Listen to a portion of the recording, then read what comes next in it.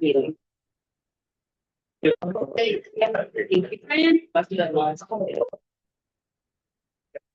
right.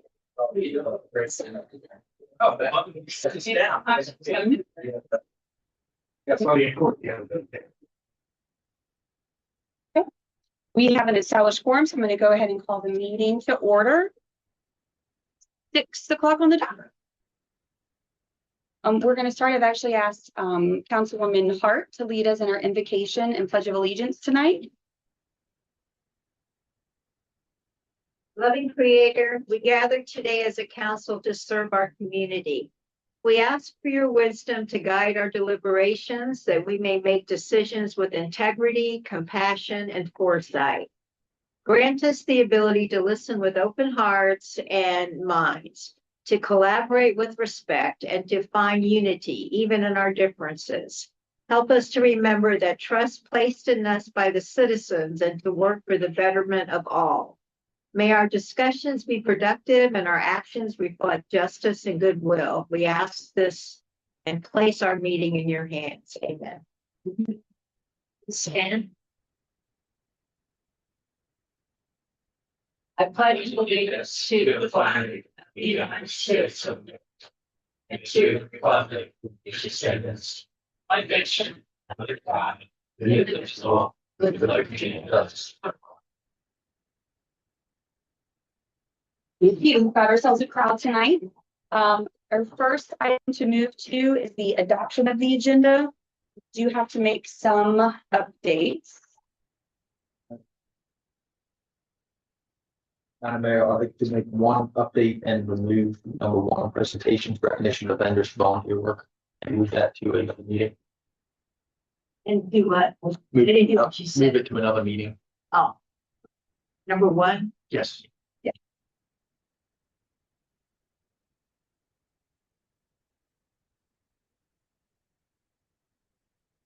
Madam Mayor, I would like to add an item to the agenda.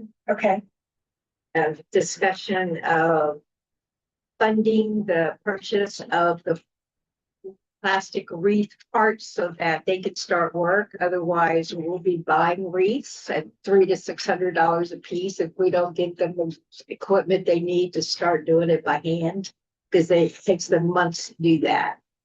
So I would like to add funding the Christmas wreath repair components earlier than waiting for the next budget cycle.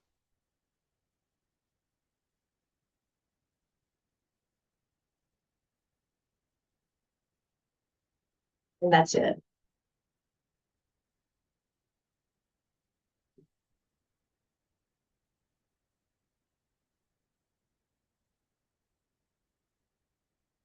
I guess that's under old.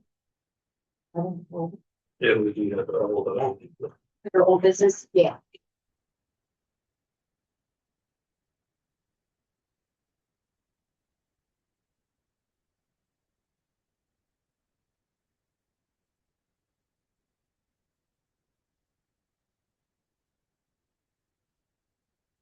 Any other updates or discussion on that?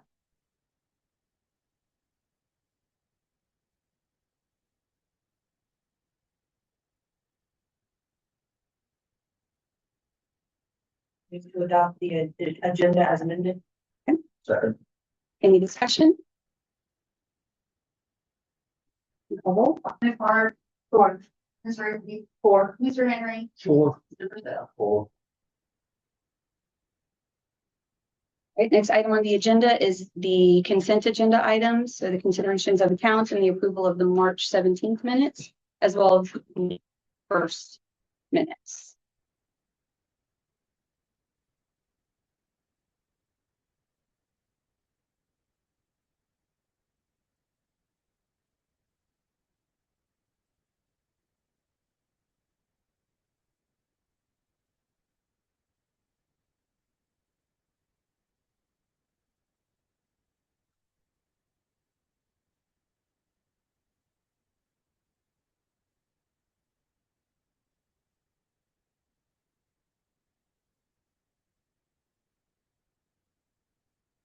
Motion to approve both the minutes from March 17th and April 1st, 2026. The motion to approve the consent agenda. Oh, go ahead. Oh. That's what I was going Sorry. to. Yeah.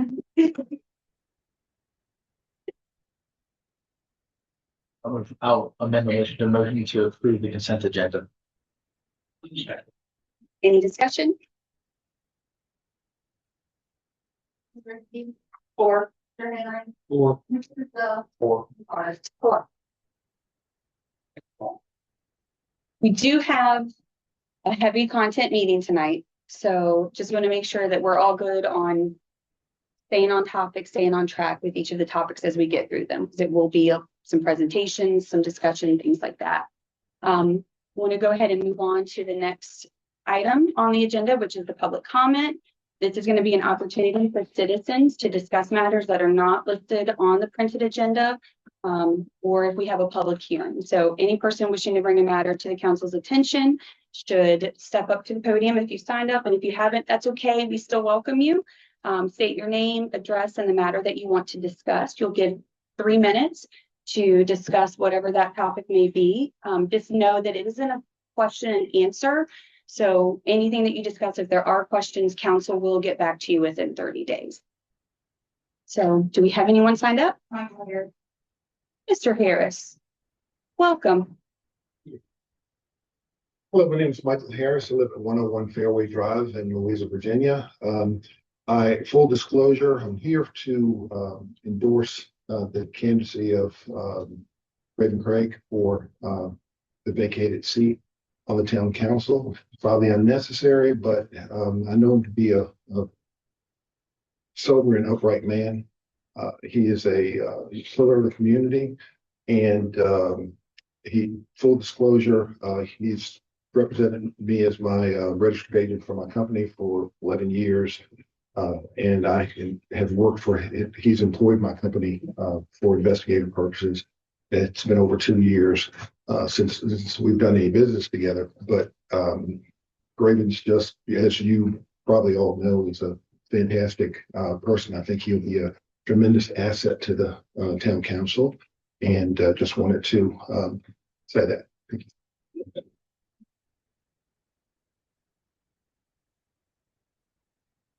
Any other? That's it? All right, do we have anyone else that would like?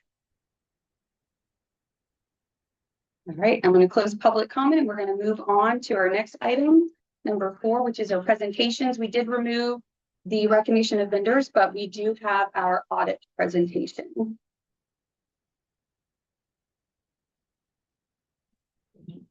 Thank you. I'm Jay. I'm a partner with Robinson Farmer Cox. I'm the partner in charge of the town audit. However, Miss Cecilia Taylor, who is my right-hand person, who I have. Yep. The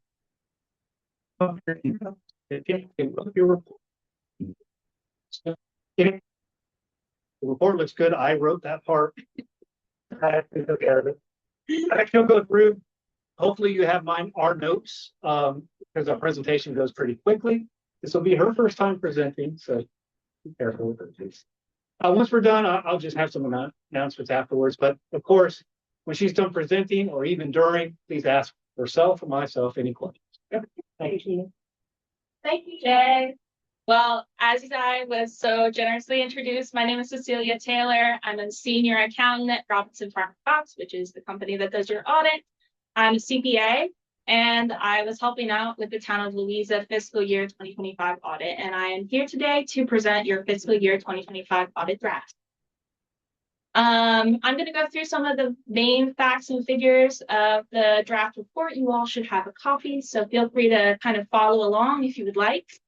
And then feel free to pop in with any questions you have, and I'll open it up to more general questions at the end. So let's start at the beginning. At page 1, we have the audit opinion. Town of Louisa received an unmodified opinion. This is the best opinion that can be received for the financial statements. In our opinion, we discuss an adjustment made for GASB 101, which we'll go into deeper later. We'll jump to page 5, which is the exhibit 1. This is the balance sheet for the town on a full accrual basis. The net position on a full accrual basis for the primary government is approximately $14 million, which is an increase of 1.2 million year over year. One thing we do kind of want to note is that the full accrual basis balance sheet includes adjustments for VRS and OPEB. These are actuarially determined, which the town of Louisa doesn't have a lot of say in. So everything on the full accrual basis should be taken kind of with a grain of salt. We can go to the Exhibit 2, which is on pages 6 through 7. This is the full accrual governmental income statement. Like I previously said, the change in net position is positive at 1.2 million. And this includes the restatement of net position for GASB 101 in amount of 37,000. And then again, like I previously said, everything on full accrual includes adjustments for VRS and OPEB, which are actuarially determined and should be taken with a grain of salt. All right, we can jump to page 8, which is the Exhibit 3. This is kind of the main balance sheet you're going to want to look at because this is on a modified basis. So it doesn't include that VRS and OPEB adjustments. A couple figures we'll want to hit is the fund balance. So this is your assets over liabilities. So your assets minus your liabilities. Theoretically, all the assets you would have after you pay your liabilities. This at the end of fiscal year 2025 was 4.7 million compared to last year, which is 4.0 million. So an increase there, which is good. One other number we'll want to hit is unassigned fund balance. So this is the amount of fund balance that doesn't have any restrictions. I was asked previously, what's the amount of cash that you guys have to spend or what's the amount of assets you have to spend? This is really a number that you'll want to see for that because this is the amount of assets that doesn't have any liabilities holding it down. It doesn't have any restrictions holding it down. At the end of 2025, this number was 3.7 million and it's up by almost $1 million. Last year, it was 2.7 million approximately. The last kind of number we'll want to hit to look at the Exhibit 3 is the cash and cash equivalents. I know cash is really important to a town. It's basically the lifeblood of your financials. And at the end of the year, it was 4.8 million for 2025, which is an increase from last year, which was 4.2 million. So this is really strong because we're seeing an increase in cash and an increase in fund balance. That's great. We can jump to Exhibit 5. This is on page 10. This is the town's income statement on a modified accrual basis. We'll want to look at revenues. This year, it was 2.9 million, which is up from the prior year as well. Last year, it was 2.3 million. The biggest change that we're seeing here with revenues is federal grants. Your federal grants increased by $445,000. Most of this is ARPA, which is the American Rescue Plan Act. All righty. So those are your main financial statements. We'll jump to pages 12 through 14. These are exhibits 7, 8, and 9. These are just something that we'll want to hit in theory. These are your public utility statements. So if you want to see the health of your water fund, your sewer fund, or your cemetery, that's where that information is going to be. All righty, we're going to make a really big jump into the notes. Looking at page 31. We have a note on long-term debt. We want to bring this to the attention of the board because long-term debt is something you'll want to think about when you're planning cash. Long-term debt is one of your biggest cash outflows.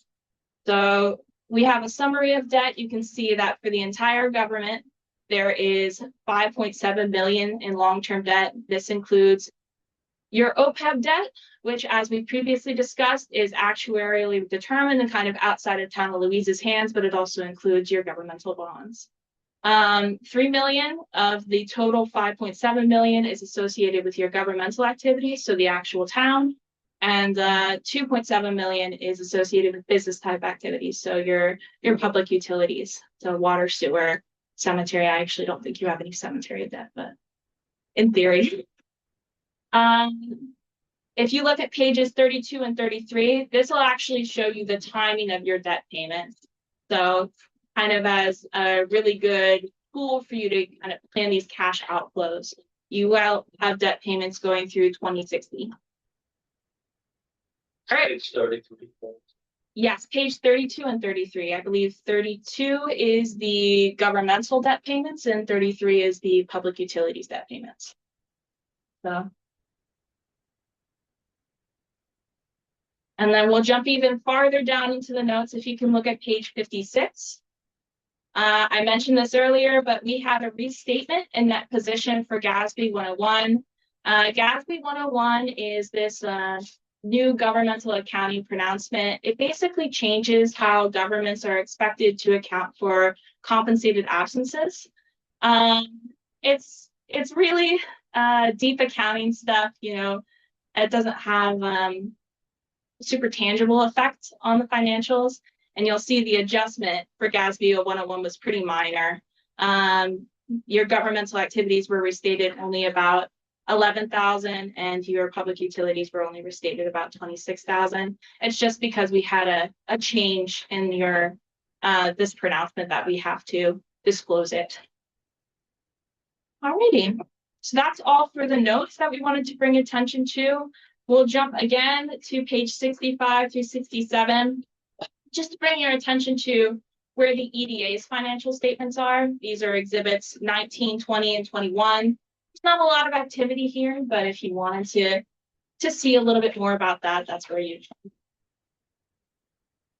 next up is the Schedule 1, which is on page 68. So in our opinion, the Schedule 1 is one of the best measures of the town's financial performance. This is the schedule you'll be able to see the comparison of actual revenues to budgeted revenues. So this is really, really useful for determining like the health and performance of the town. If we look on page 69, we can see the totals and the revenues. So the total budgeted revenues for 2025 was 3.8 million. And the town received revenue of 2.9 million. So your revenues are under budget by about $900,000. But this is, I think, in my opinion, due to over budgeting, specifically over budgeting in state grants. You budgeted quite a bit for the T grant that was not received. But in terms of local monies, you received about 400,000 more than expected. So good performance in local revenues. We can move on to Schedule 2. Very similar to Schedule 1, but except it's comparing actual expenses to budgeted expenses. So in 2025, we budgeted 4.5 million for expenses, and you only spent 1.7 billion. So way, way under budget.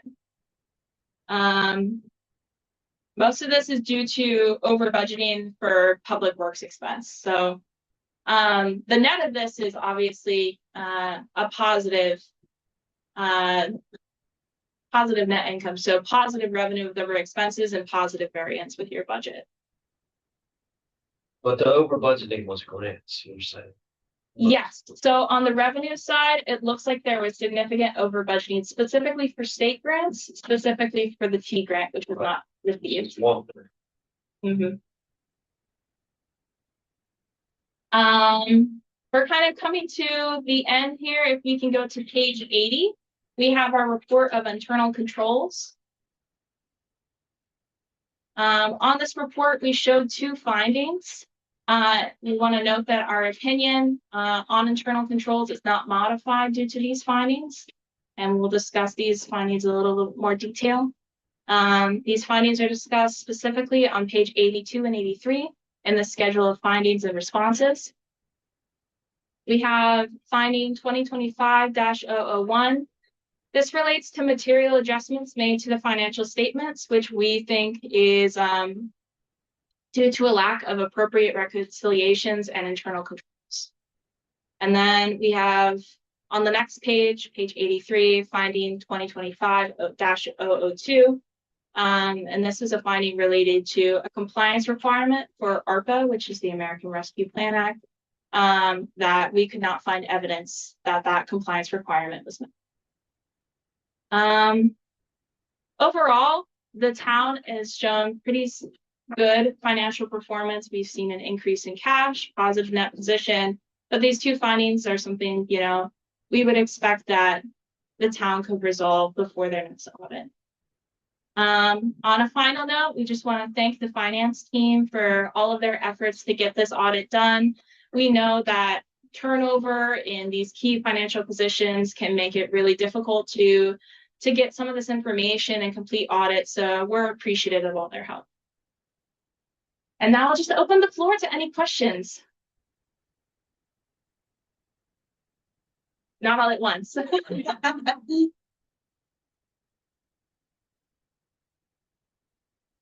I could just state a few things. One, we all know about the change in personnel, and we usually get the audit done in September, right, or October, and we're now in May, April. I just finished tax season, so I don't know. But we got it done, and I'd like to thank the staff and the mayor as well to help us get this done. But we wouldn't be able to do it without it. It could have been a lot worse. Let's just be honest with you. It could have been a lot worse, and they did it. They did a good job here with what they could do. I would like to express, again, if there isn't any questions, or you can email me. Most of you probably have my email or my phone number. You can give me a call. At this point, I have been doing the audit 8 years now. I started I was in Cecilia's position, and then I became a director and then a partner. The APA likes to see a partner rotation after about 8 years. With that being said, I've discussed this with staff. The auditor of the county of Louisa, Michael Lupton, he's a partner at Robinson Farmer Cox. He's agreed to become the auditor here at the town as well. I know there's a lot of codependence maybe between the county and the town. He's agreed to do that. So going forward, at least for a little while, he would be your all's auditor, just to let you know. The partner's going to be a show. And myself, Mr. Lupton, and the staff will have a meeting at some point pretty soon, just for introductions. Any question? Yes, I have a question. You can answer. Can you redirect me, because I already lost page number, to the cemetery? Is that is on, is that 13? Page 12 through 14 will be all of the exhibits that have the cemetery's information. So page 12 will have the balance sheet with the cemetery. Page 13 will have the income statement. That's exhibit 8. And then page 14 will have exhibit 9, which is the cash flow statement. And it includes the cemetery, the water fund, and the sewer fund. They're all combined into those exhibits. So I just want to make sure I understand it correctly. So you're saying that we have approximately 540,000 in cash in the ending balance for Hillcrest Cemetery. Might just take a peek at here. On page 14. Right here.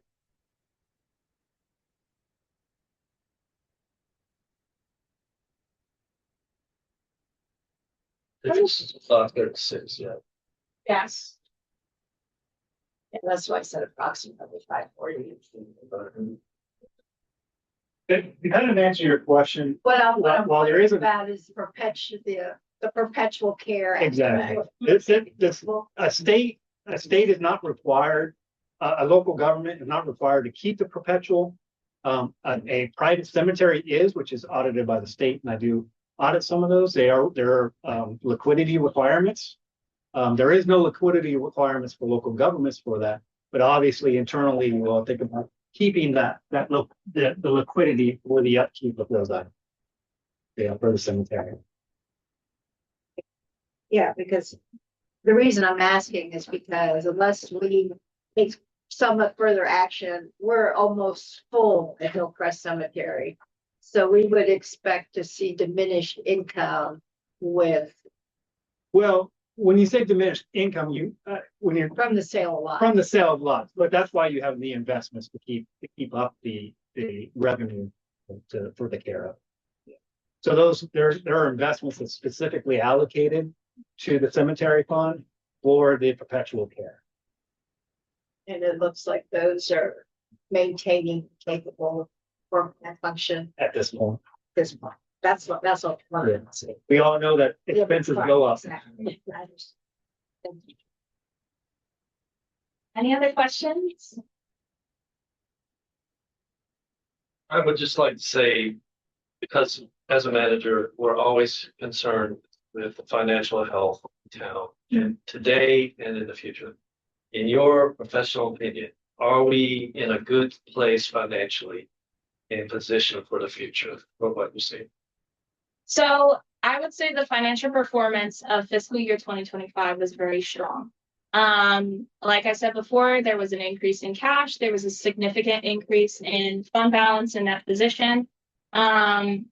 But one thing to keep in mind is that these are the financials as of 6/30/2025. So the town is doing very well, as we can show historically. But I can't speak to the financial health of just now this minute. I would say 6/30/2025, the outlook is very good. But April 21st, 2026, I can't speak to. Any other questions? All right, well, thank you guys so much for your time and for your patience and getting this audit. Have a great evening. Thank you so much. So thank you today.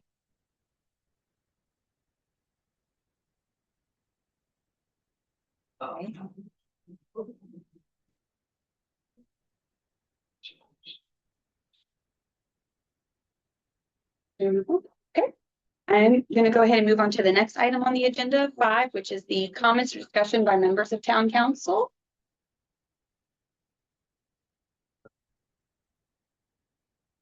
That was a hard question. Okay. I have. Not unexpectedly, I have a comment. I would like to, and I have said something about this before. I'm on the Central Virginia 250th Anniversary Committee, and we have come up with our schedule, which will involve a nationwide online signing of the Declaration of Independence for free by anybody that wants to partake in that evolution. So we will have further information on that come out. We will also have a living history regarding the life of the people that lived during that time period, which will take place in Louisa County, not in the town of Louisa. It will be at St. John's Church on Louisa Road on July 5th and August 2nd, I believe. We also will be showing some movies, but the entire effort, my reason for telling you is that this involves multiple counties. Charlottesville will be at Thomas Jefferson statue at UVA on July 4th. Having a event there and at the library where the original is. So I will provide further information as it gets closer, but that is an ongoing event, which is totally focused on the reason for the celebration. There's nothing else. We're not having parades or anything.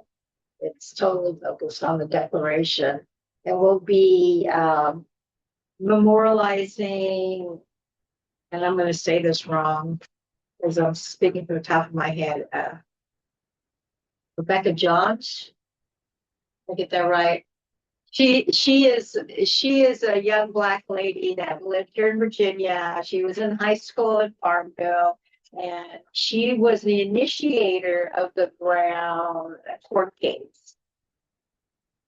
Her name is never mentioned, but she is one of the initiators that stops segregation. So she's going to be part of discussing her impact is going to be part of the celebration. We're also going to be hosting Frederick Douglass's speech, which was in support of and against some tenets of the Declaration. So we're looking at it from all sides, and that all of those entities, besides reenactors from that time period, will be part of that evolution.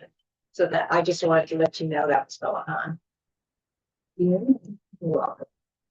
Anyone else? Nope, I know, really excited that the Sunset Series at Council, we had talked about having some more events in downtown. is launching on May 2nd. The judge was kind enough to let us use the lawn in the downtown. So it'll be a nice, safe, inclusive space for people to get to. And it actually sounds like we may actually have secured some grants from a local business and maybe some sponsorship. So really excited about that, and the absolute no cost to town residents for them to be able to come in. So that's all I got. Anyone else? All right. We're going to move right along to item number 6, which is our old business. We're going to start with the main replacement project, and then we want to talk about a change.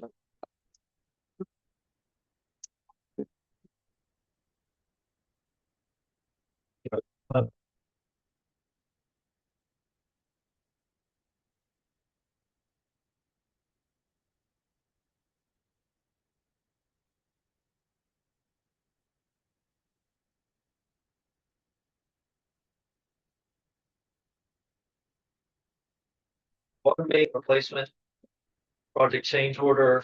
The location of the new water line on West Street was adjusted about 3 feet based on the actual field condition.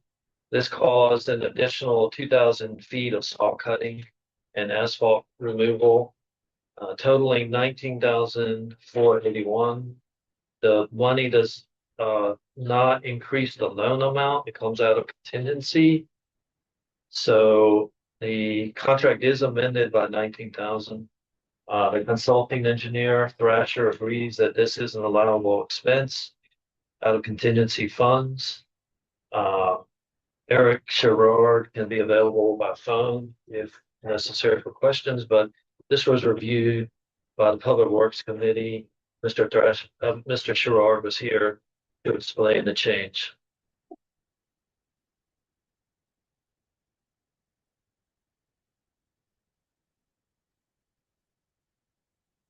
So I recommend approval as per the project consulting engineer Thrasher's recommendation.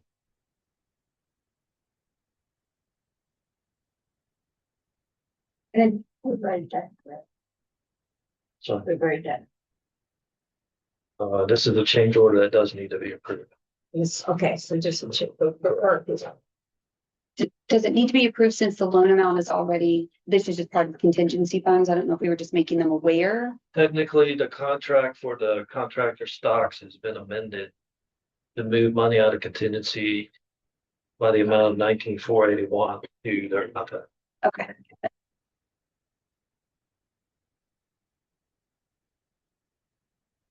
I make a move that we accept the change order as documented.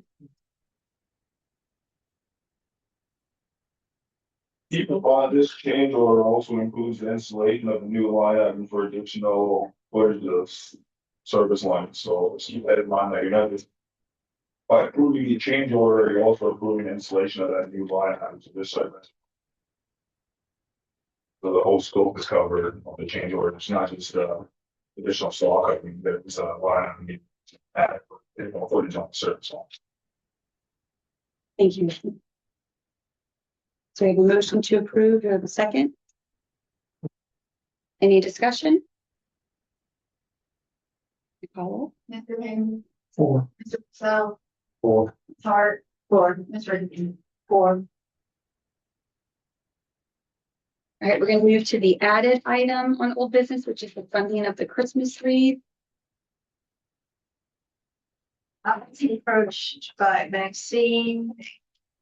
Richard? Yeah. And thank you. And Dave Myers.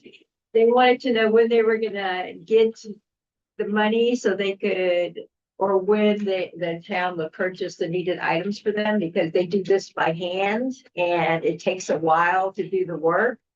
I looked online and each wreath we can purchase. They don't have to do it at all, but it will cost us a minimum of $400 per wreath, up to $800 per wreath for one that is lit and attaches to a utility pole like ours does. So my recommendation is, before we put ourselves in a position where we end up having to buy said wreaths at a very high cost, I would like us to give them or purchase, have the office purchase for them the greenery that they need to actually start this work, since it's only a couple of ladies working on all of the wreaths. So I'd like, well, does anybody have any questions? So have they given a definitive number as to Well, what they, they're seeking? all they told us was it was gonna be a couple of $1,000. Meeting was around. Like 35? Four, Yeah. yeah, Does that include lights as well? And just the total they gave us. So They did. it was for the greenery. No, to replace those, if they can't fix them, that's how much it will cost us per wreath. We're looking at a minimum of $400 to $500 per wreath, and we have a lot of wreaths. Mhm. And Will they use the same lights? We have so- replacement bulbs for the lights. I Yeah. think you can put the lights back on regular during lights, and we got a bunch of replacements. are they For the safe? green. The wreaths. Yeah, the wreaths themselves, see? I think the difference is we last spoke about placing it in the new budget, Mhm. anticipating Christmas, but now she's asking to do it out of this year's. Correct, or at least getting a start on some of the greenery so they can start, because it's only a couple of them doing all the work and they're doing it for free by hand. We have how many wreaths? 74? 75? So, Do we have more than we have light bulbs?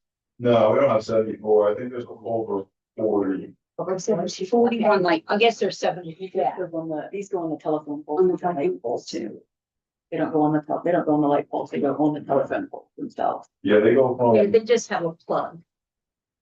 And I know part of them, we've had some issues with some of the electrical connections Mhm. on the poles are no longer safe, so those are not being utilized. So I don't think we necessarily have been enough of those.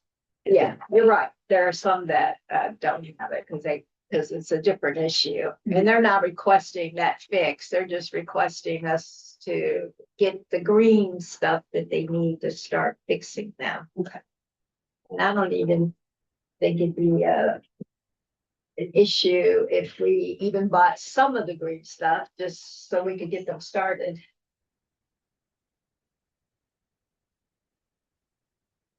I mean, I'm looking at in the section 9, which is, what is section 9?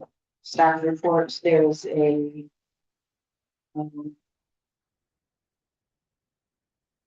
the general fund, the revenue and expenses. Do we know, Francesca, do you know what date that's going? Say that one more time? In your staff report, you just provided a budget to,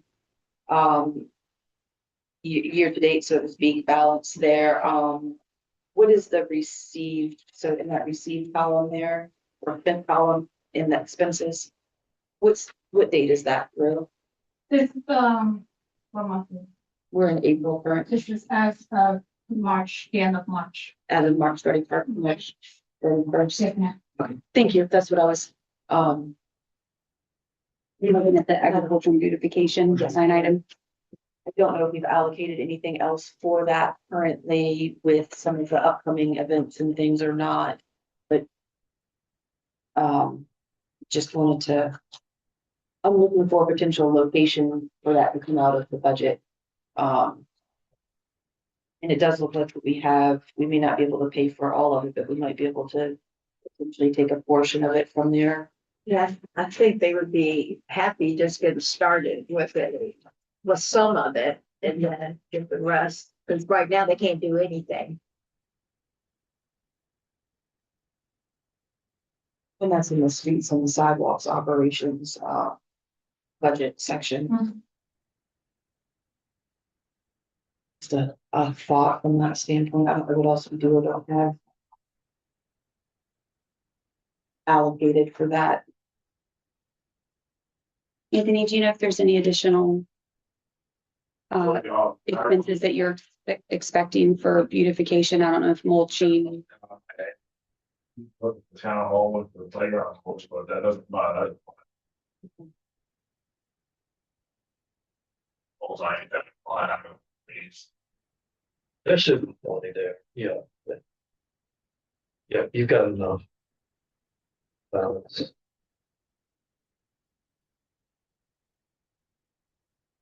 In agricultural beautification. I don't know that I don't know like that out completely right now, but I mean, did we want to say up to, I don't know, 2,500 or 3,000 from there? Because it looks like we've got currently a balance of 4,700. We did 3 and give us an additional 15. That if we have something else in the next couple of months, I'm just throwing that out there. Yeah. The potential location for that. Yeah, I'm worried If I can get started. because you know more than I do about what's available. I just want to help them get started. I'm not worried about the full funding or the.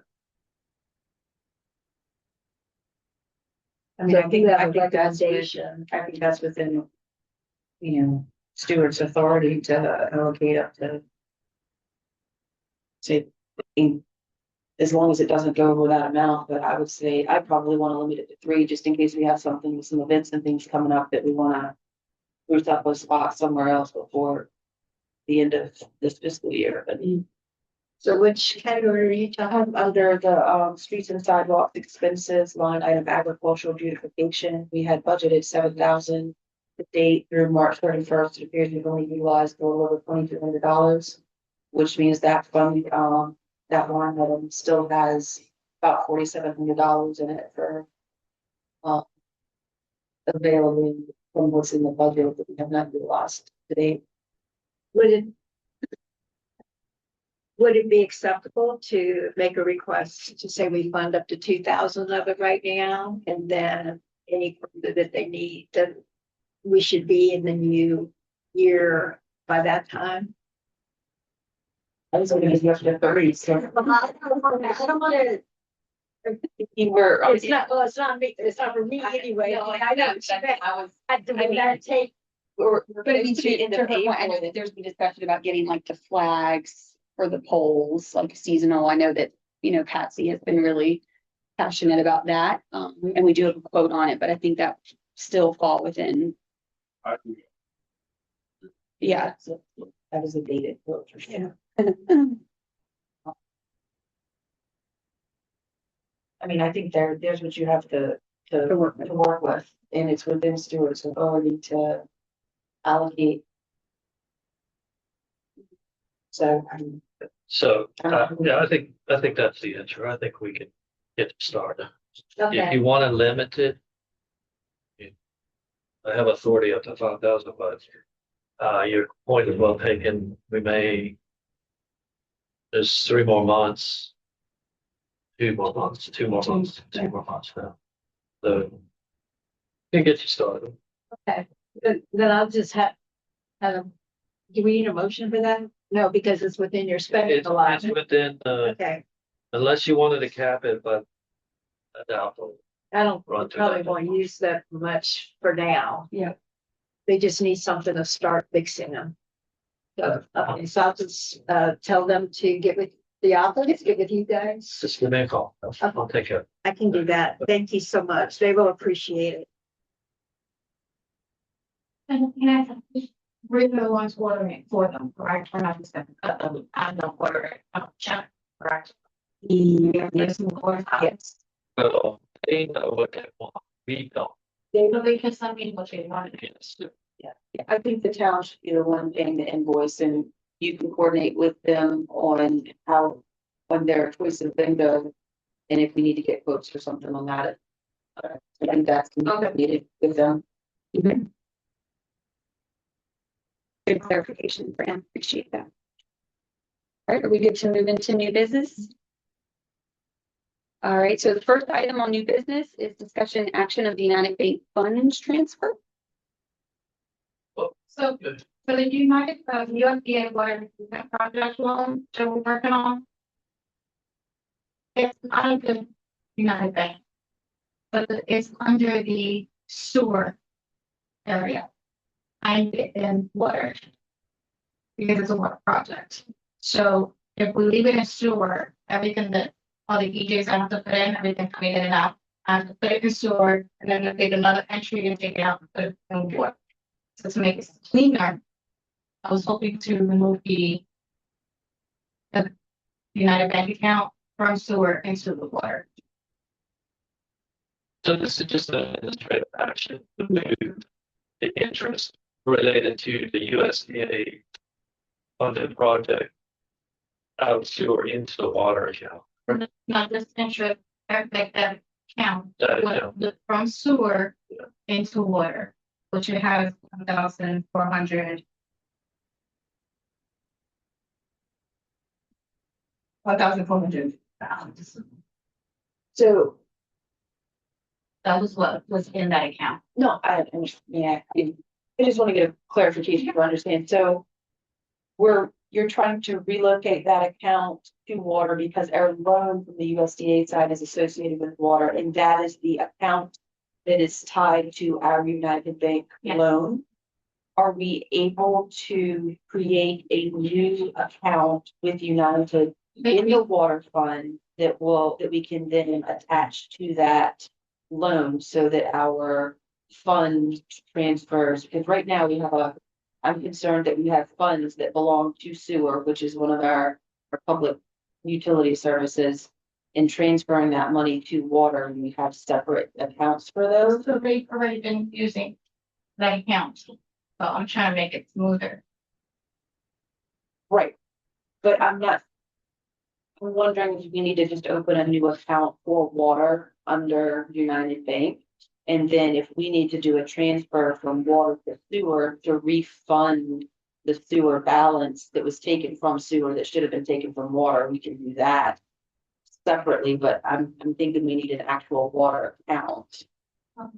So open a whole bank account. I mean, I don't, either that or we still need a sewer account, I guess, and Because I think, so the payments already been going out I of understand that. that, so my thing was to keep it clean for our sake, otherwise if you open a new account and start using that one, I still have to go through the sewer for what's been done already.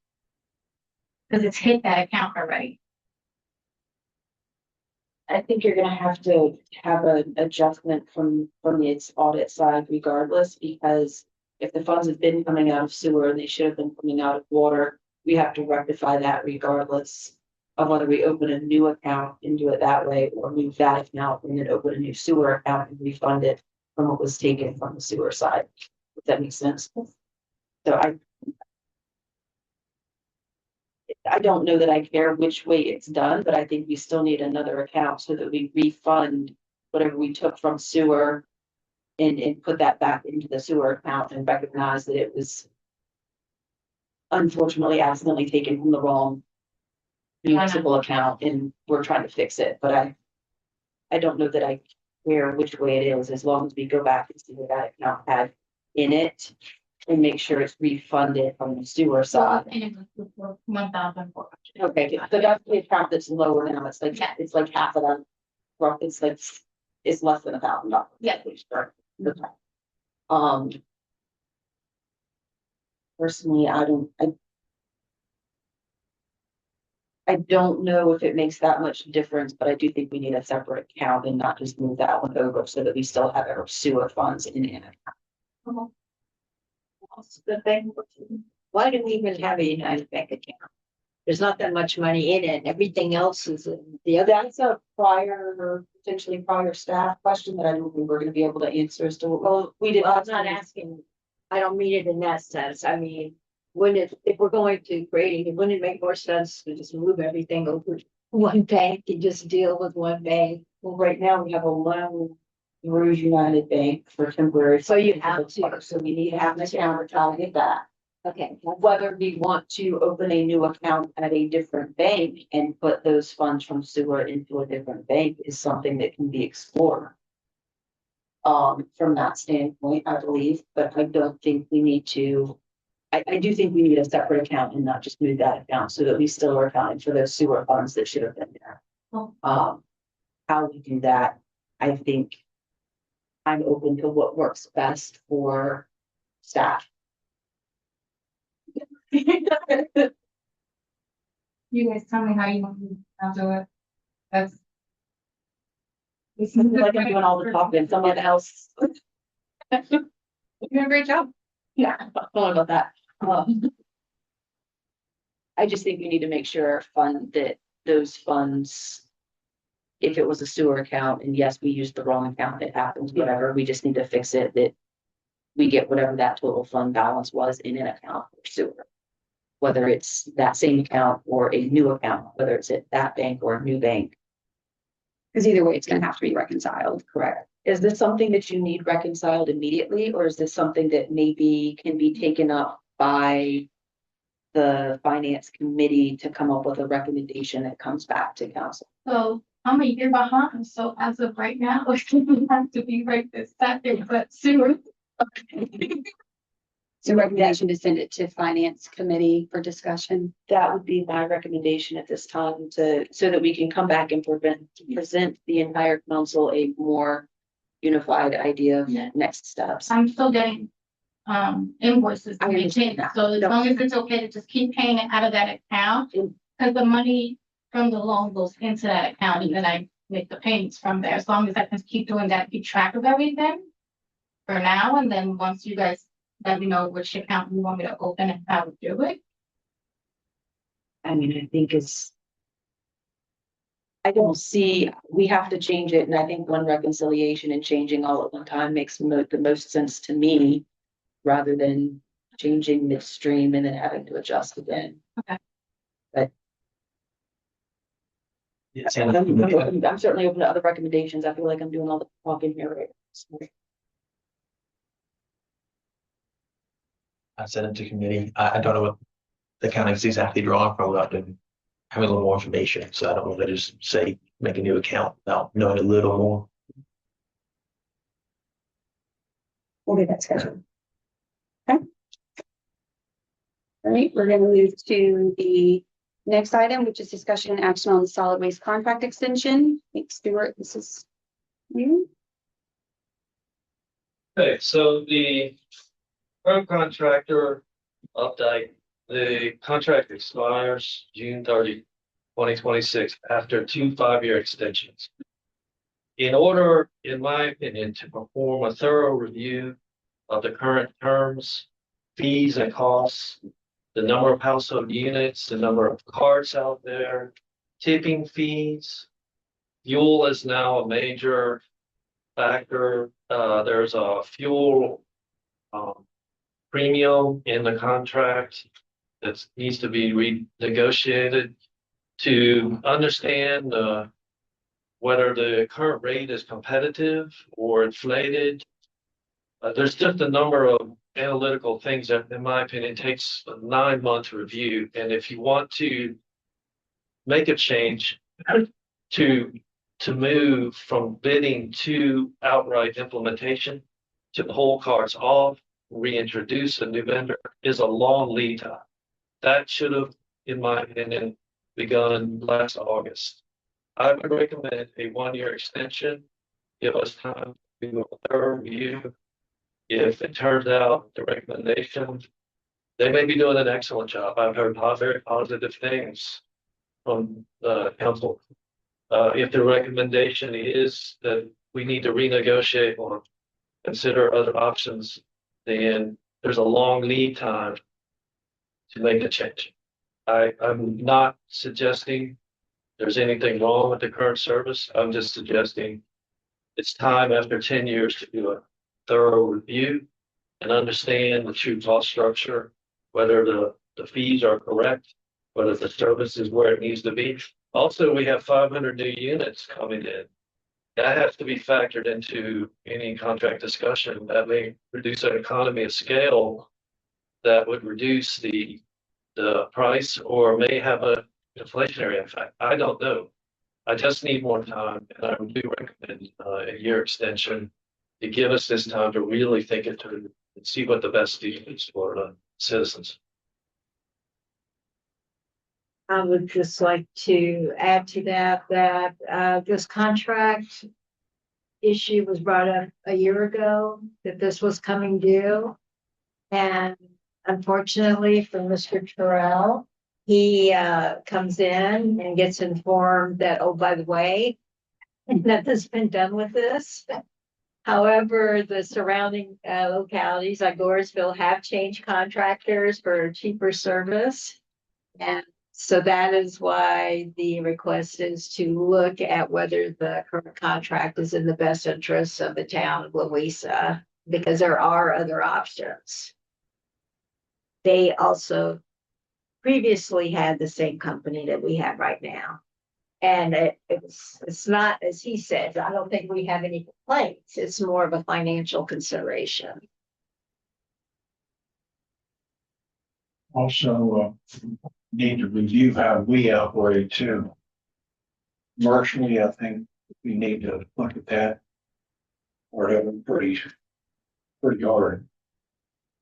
That's our next talk. Yeah, that's the very next topic. It's on the agenda. Yep.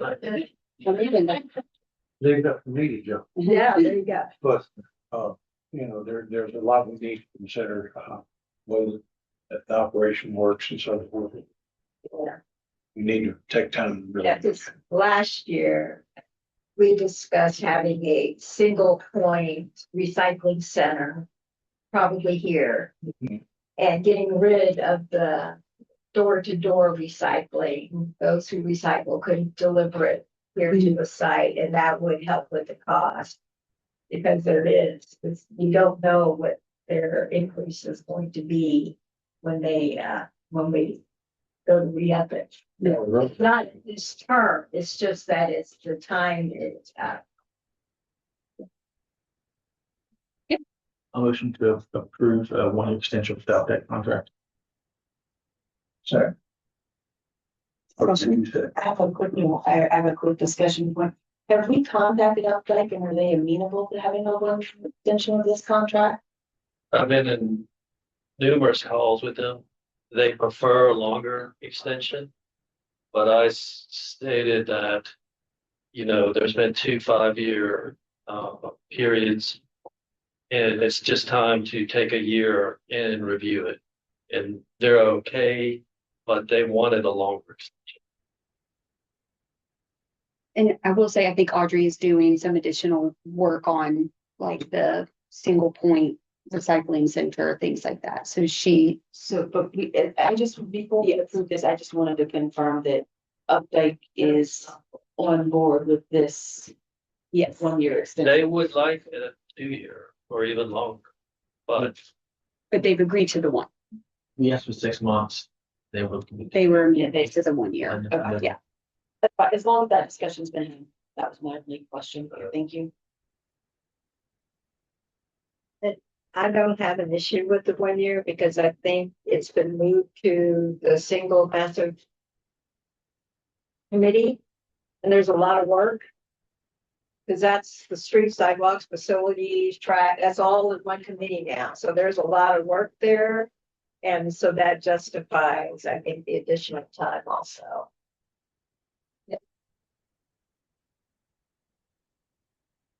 Can we call roll? Mr. Grosel. Four. Smart. For Mr. Ruby. For. Mr. Rayner. Four. All right, we're going to move to the next item, which is the discussion of solid waste feed. So I've been working with Mr. Larry. We're looking the trash policy and collection system challenges that we're facing. At this time, we're not asking you guys to take action. We would just hope that you would consider going through this budget session, the idea of possibly charging residents for additional cans. So every can beyond their first can, they get charged for. The review of the commercial trash fees, fees have not been reviewed since 2005. We have a few businesses that have not paid their trash for their commercial trash. So the outstanding balances for all that right now is about $650. And then we were asking this for some type of policy for them to be able to enforce that. We don't know if that's like right now or something, maybe they can't get their business license. I don't know if that's the legality behind that, but some where they need to take their trash. One of the big things is we don't know how many trash and who has what. So that's something that's have to be some legwork on just accounting for the number. I'd say it's 500. We got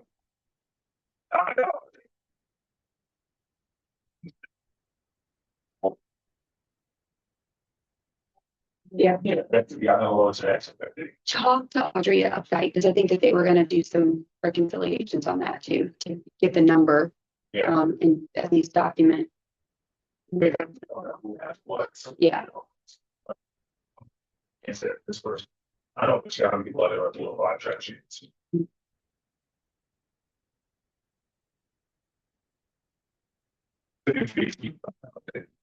I'm not great.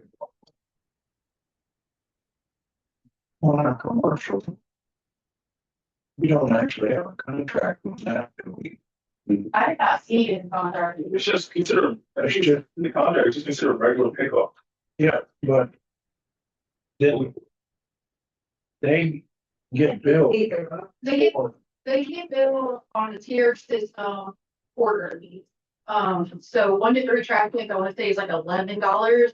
But until it was said we're already paying $9 and some change for 1 can, so then, you know, that second and third can. And that's, for, and that's not counting for the additional tipping fee.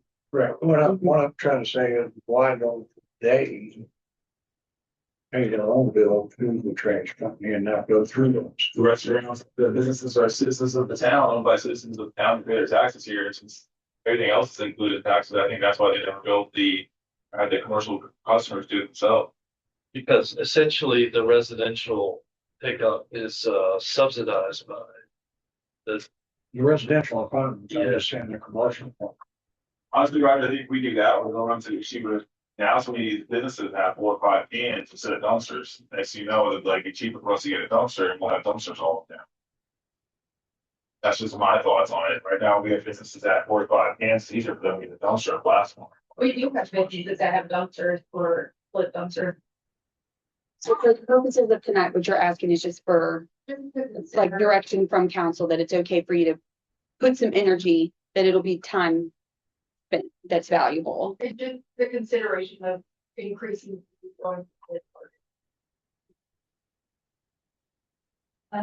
Just a point of clarification, I think part of what your request was a method to legally hold them accountable to pay the bill. Is that correct?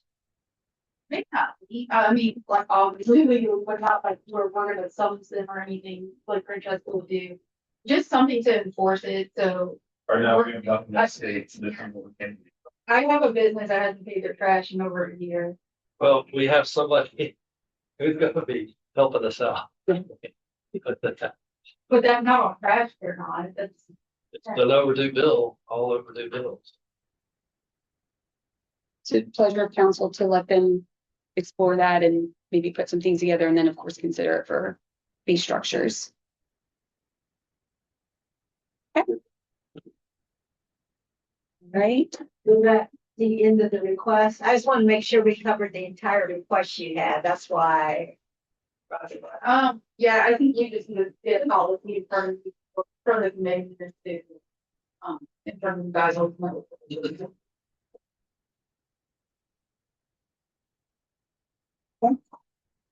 we get to move to the next new business item, which is the discussion and action on tax. I think we have Mr. Wright in attendance. Thank you for coming. I like your tie. Okay. Appreciate that, Madam Mayor, members of council. My name is John Reif. I'm one of the partners with Taxing Authority Consulting Services. We just use the acronym TAX for short. So just wanted to give you a quick overview of our firm, what we do. I know you have an item, a contract in your agenda item, as well as an ordinance, and wanted to explain those to you.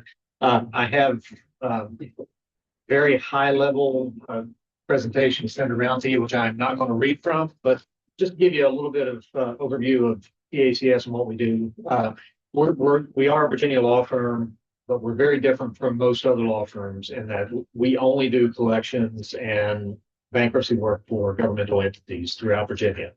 So right now we represent approximately 125 governmental entities throughout Virginia, from Lee County to Fairfax to Virginia Beach, and I'm out of the Henrico office. We've been around, we're celebrating our 20th year this year. We've worked with Louisa County for 18 of those years. So we've been here in the community doing work with Louisa County. Our services are one of the best part of our services for our governmental clients is that we do not cost the government anything. Our fees are actually paid for by the delinquent account holder, which is one of the most equitable ways, I think, to spread the cost of the service of collecting on the accounts. So the people that are paying their bills on time don't have to fund our services.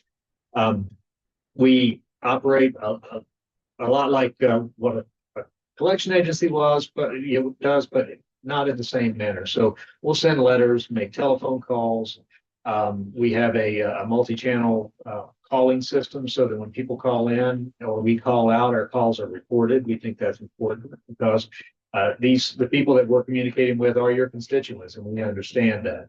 That's one of the benefits I think our local governments get by working with TACS is that this is all we do, and we understand how government collection should work. And it's not the horror stories that you've heard from collection agencies that they'll send misleading communications and the like. We take what we do very seriously, and if we didn't, I don't think we would have been around and worked with as many governmental entities as we have, as we have in our client base. We rely very heavily on technology. One of the things that we like to do is make it easy for our governmental clients. In the system that the town currently uses, there is an interface to be able to pull electronic accounts out. So we work only with electronic accounts and not with manual referrals, although occasionally there are those troubled accounts that we do have to have manually referred, which we have a form that will put it into electronic format for us. So, but our electronic interface with the local government will allow an extract of delinquent accounts, which the accounts have to be pretty significantly delinquent before they can come to us. By statute, they have to be at least 90 days old. Most times with real estate taxes and the like, those are at least over a year old before we're even working. But once we get that account, your staff will be able to securely transfer that to a client portal that we utilize, which is it's FedRAMP certified, so it is a secure portal. We ourselves, a firm our size, with about 130 employees and 11 attorneys, it's unusual for a small firm like that to be SOC certified, although we went through the SOC 2 audit last year. So we do have that as well. So we like to brag about that because it's not easy to go through that, but we take our security very seriously and we use the data. I know there's a contract out there, and the ordinance that's on that's in the packet here allows for our collection fees to be passed on as an add-on fee to delinquent account holders. That would apply for everything that's not real estate taxes. Real estate is already in the statute to allow for that. And it really would make a nice synergetic effort with the county. If they owe the county, they probably owe the town too for the real estate taxes, or vice versa. And if we're in court already on a county account and the town's not a part of it, and they redeem the real estate for the county but not the town, then we would have to start all over. So it makes some good use of effort in collecting for both. We do a little bit of everything. So real estate, personal property, utility accounts, stormwater fees, if those are part of it, solid waste fees, those usually come over to us as well. So if it's a delinquent account that's owed to a governmental entity, we probably have experience in collection. I'm happy to answer any questions council has, because I know you have a huge agenda and I want to be very brief. And just to confirm, Jeff, this is an ordinance that I think you had already reviewed and put together. That's to right. just give them the opportunity that it doesn't come out, it just adds on specifically for those personal property. So there's no actual expense to the town for this.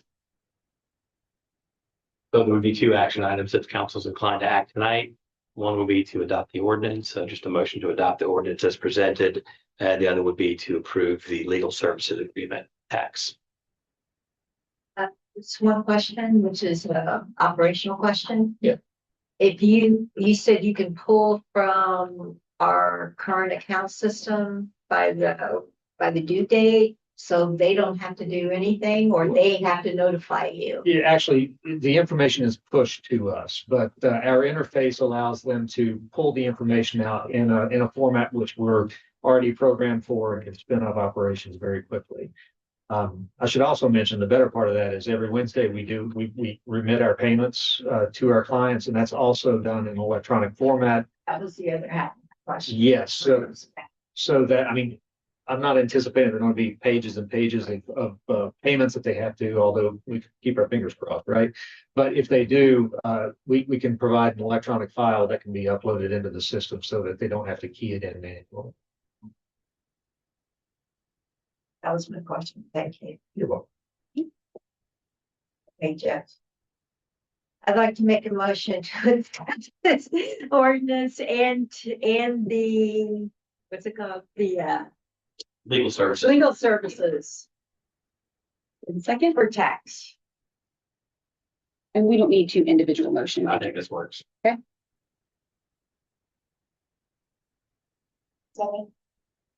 Any discussion?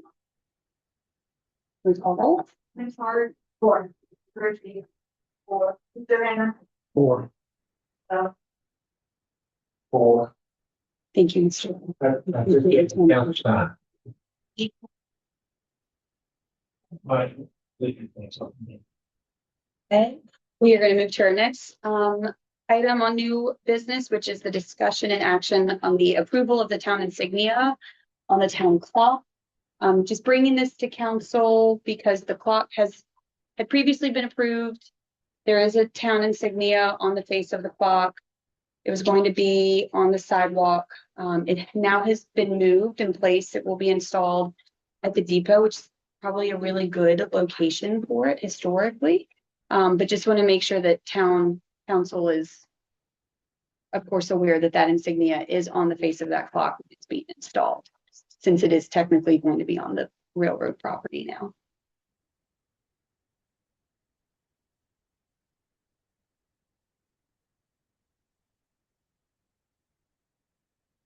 Does it really matter? I mean, I understand it's their property. Mhm. But we were gonna put it on county property before. So what's the difference? Like, Well, I can clarify. So the original agreement was to place it on town property on the sidewalk. Now it's going on to private property. So the issue would be, are you guys okay that a private company using the town seal? The clock was constructed well in advance of the change, so it would be impractical to ask the donor to change it without substantial incurrence of cost. So, but the question is, are you guys okay with what was designed to be on town property, now on private property, with the use of the seal? But to add to that question, is the memorial plaque no longer part of the clock? I'm not sure where the memorial plaque is. That may still be his intention to be at the OG building. I don't know. I could contact. But the issue here is the seal Yeah, it's just the seal on the is face. on. Just from like Yeah, a, 'cause originally it was gonna have that pedestal with all the names and all whatever. yeah, stuff and on it. they may still do that on their private place. I think it's just for protection of the town because people aren't supposed to use the town seal without permission. So it's just making sure that it's clear moving forward that there wasn't that it was approved and clear. Personally, it's I'm not sure why it was moved. It does not matter to me. I mean, the donor, he decided that's where he would rather it go. I understand that the seal was put on it. It's gonna still be in the town of Louisa. My only question was, could it be on a commercial entity's property? Because the town really doesn't have anything to do with it, but I personally don't have a problem with the seal being. Is that a motion? No, I don't know if anybody else has anything they wanted to add before.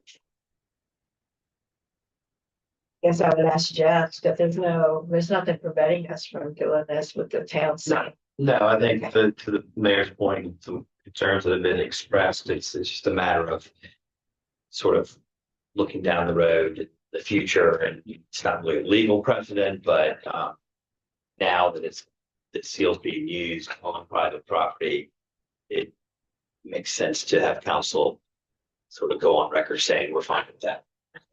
Would lead to another thing. Will other businesses put the town seal on whatever they They may able to, but it would have to, because we set the precedent that it needs to be approved. Yeah. That's why. Yeah. Occasionally you do have instances, whether it's a physical sign or object, or it could be a social media account. Occasionally it does come up. It could be someone, a candidate campaign sometimes will inadvertently usually use the local government seal in their campaign material. So it does come up from time to time in every locality, sort of what is the proper use or what is a crossing the line as far as using the town seal. So I think this action would be keeping that in mind, just saying, hey, we are paying attention and this use is fine, but if you could be signed on it as well, but I think that's the intent of the motion. Make a motion to approve the seal on the clock at the Buckingham River. There you go. I second. Any discussion? Call roll. Against. Against. Mr. Henry, For. Ms. Hart, For.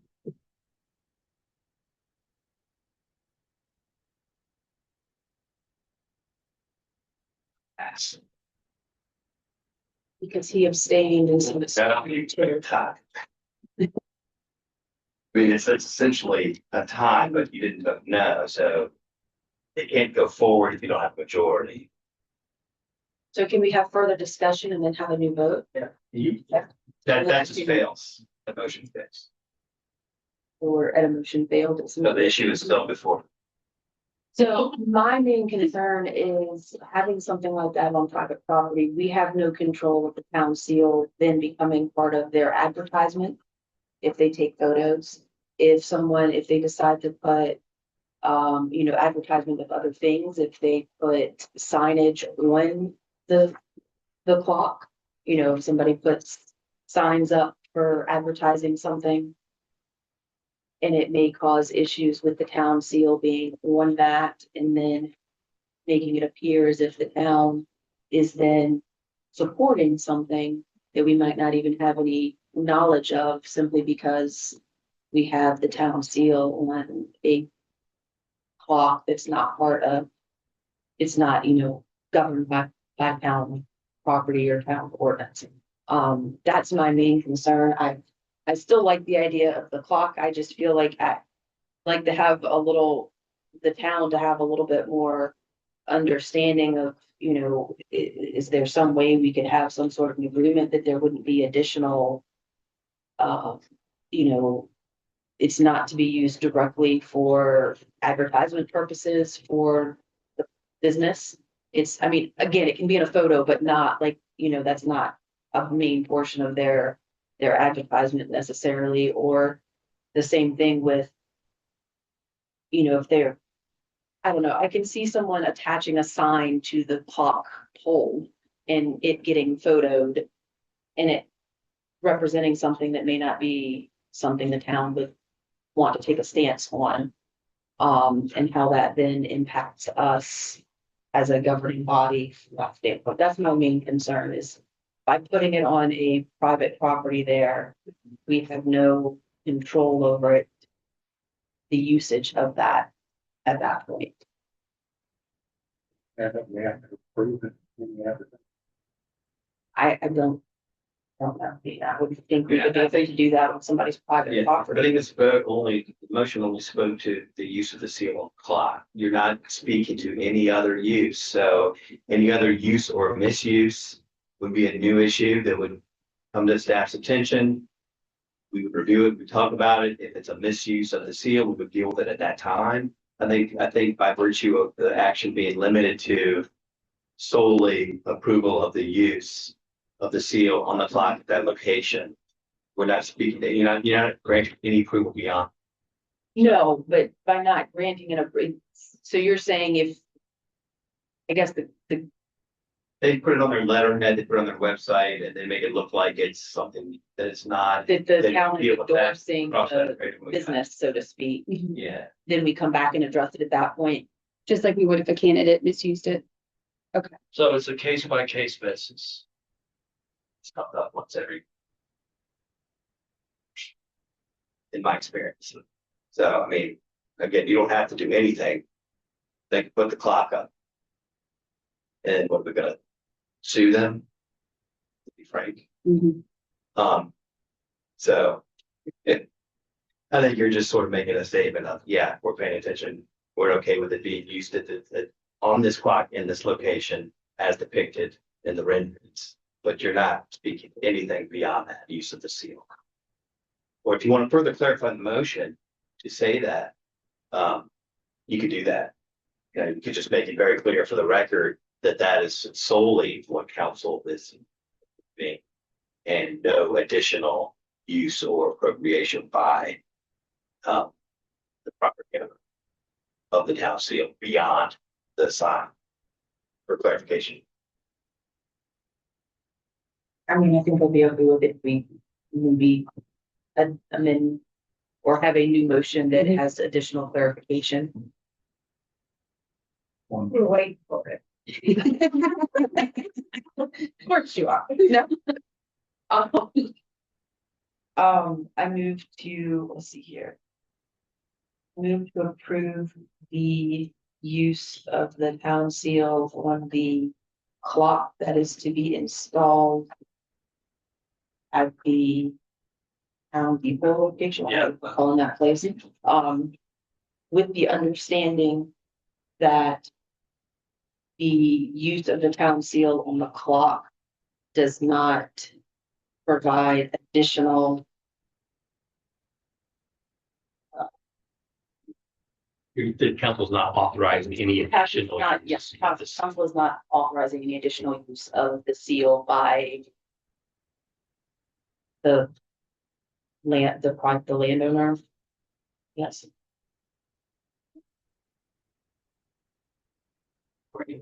Or any additional use of the seal period. Like it. Any other discussion? Can we have Steph repeat what the motion is before we vote on it?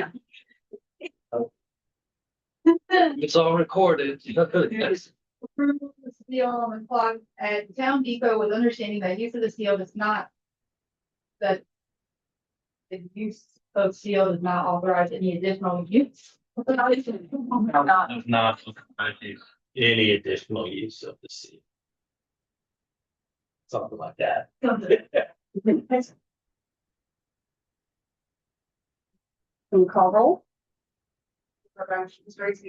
Four. Oh, goodness, did I see Mr. Rudy? You said it all the time. Yeah. Mr. Henry, I apologize. Did you?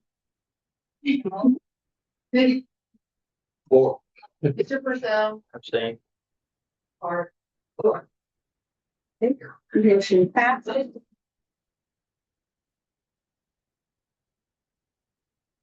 We're gonna move to the next item on discussion and we're action-ish on the signage ordinance. So the next two items actually kind of be very similar. In the revitalization, we're quite excited about some new businesses coming to town, as well as the chamber has gotten some information regarding a grant on wanting to install a mural. We do have a signage ordinance in the town that a mural doesn't really fit within because the ordinance is specific to advertisement. So this is just bringing it to council's kind of discretion to get some direction from you all to provide to staff on potentially drafting an ordinance regarding murals or just potentially exempting murals from the sign ordinance as it stands, just to kind of have some clarity on that, because we do expect we've now at least gotten 2 requests and we just want to make sure there's some clarity on murals here in the town. My concern is that if something goes up that is deemed artistic by one and offensive by another, So how are we going to control that? Jeff? That's the can of worms you just opened. Someone can paint a mural on an offensive to you. Someone can do that now. Okay. And what would you be able to do about it? I mean, they could argue it's not regulated currently by the sign. The sign ordinances in this, the sign provisions are in your zoning ordinance, right? So know that any amendments to your sign regulations have to go to the planning commission, public hearing there, then public hearing before council can vote. So I think instead of having too long a conversation tonight about it, I think what we can do, staff and I can look at some examples from cities and towns in Virginia that have dealt with this issue. Because I know some have, and maybe bring back some approaches. Some probably go as far as having a robust arts commission type entity that you apply and get permits and things like that. Might be what Richmond does. Richmond has hundreds of professionally painted murals. I think theirs are pre-approved. Yeah. The murals are pre-approved. Right. And there's probably some that don't regulate it at all and have murals, and there's probably some that have a limited exception for artistic murals. I think the mayor's point, and I agree after looking at the ordinance, is the signage ordinance is really geared towards commercial signage, right? It's geared towards advertising, promoting a commercial interest. It's not geared towards something, a welcome sign at a residence, or the color you paint the outside of your retail establishment. So it is kind of it's an area that I think it's worth council's time to sort of clarify, especially if you're starting to get interest in this kind of artwork in town. So I would say if council wants to do it, let us look at some examples maybe and bring you back.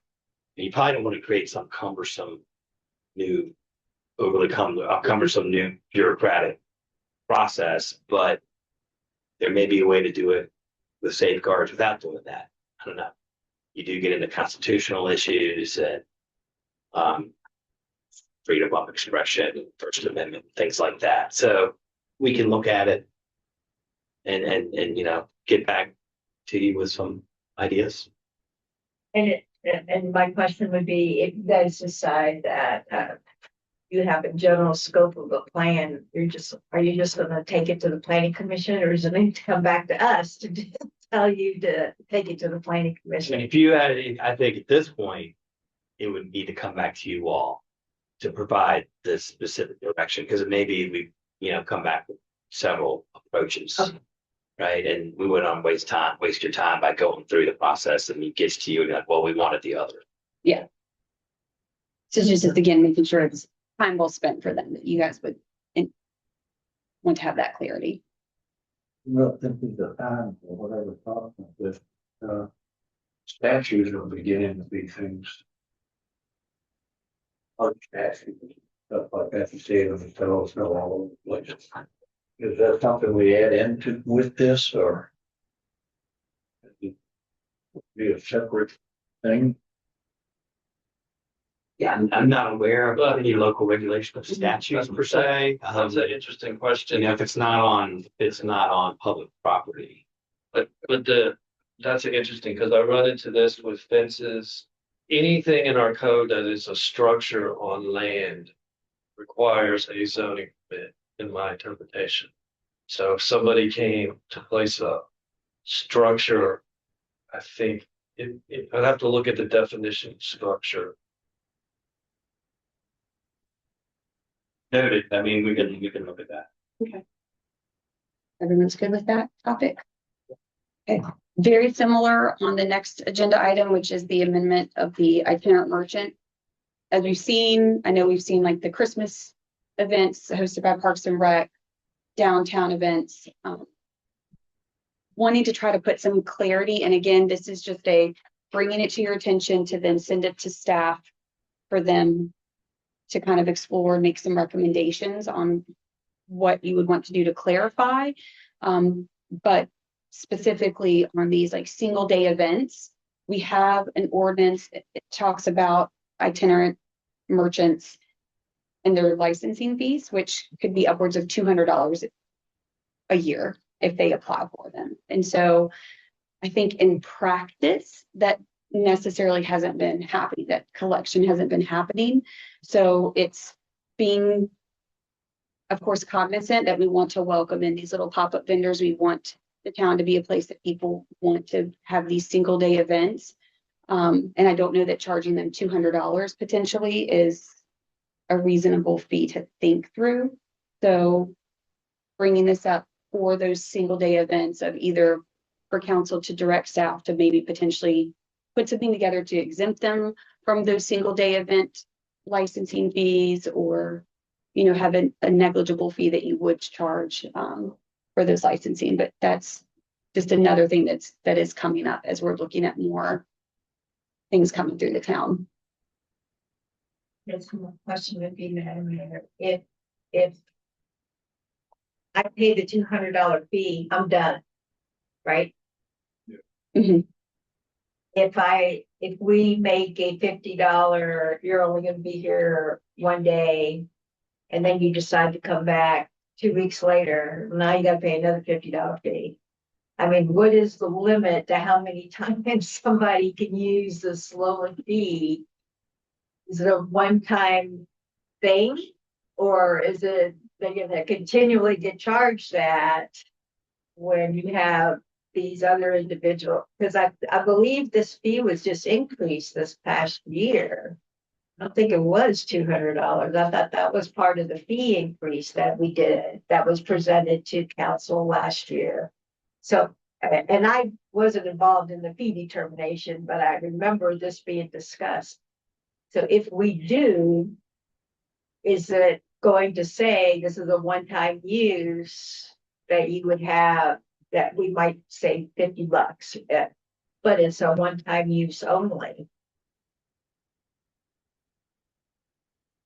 I think this is worth the staff, again, taking a couple different approaches. We could either limit it with a fee, have no fee, then explore a couple options and bring it back to us at a future meeting. Because then we would also have to track, has this person been here before? Yes, so that's why it's just giving staff the latitude to make, like, do some research and put together some recommendations on what's going to make sense for them. Sorry, Stephanie, I'm creating a bunch of work for you.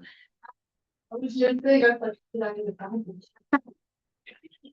it's getting staff to make sure what's sustainable from their perspective of what they're going to be able to do, how to track that, and then, you know, also thinking through for the town purposes of what makes sense for the town to ensure that we are being a welcoming environment to those vendors. Make them have a business license and then just charge them like we do a business. Gross no sense.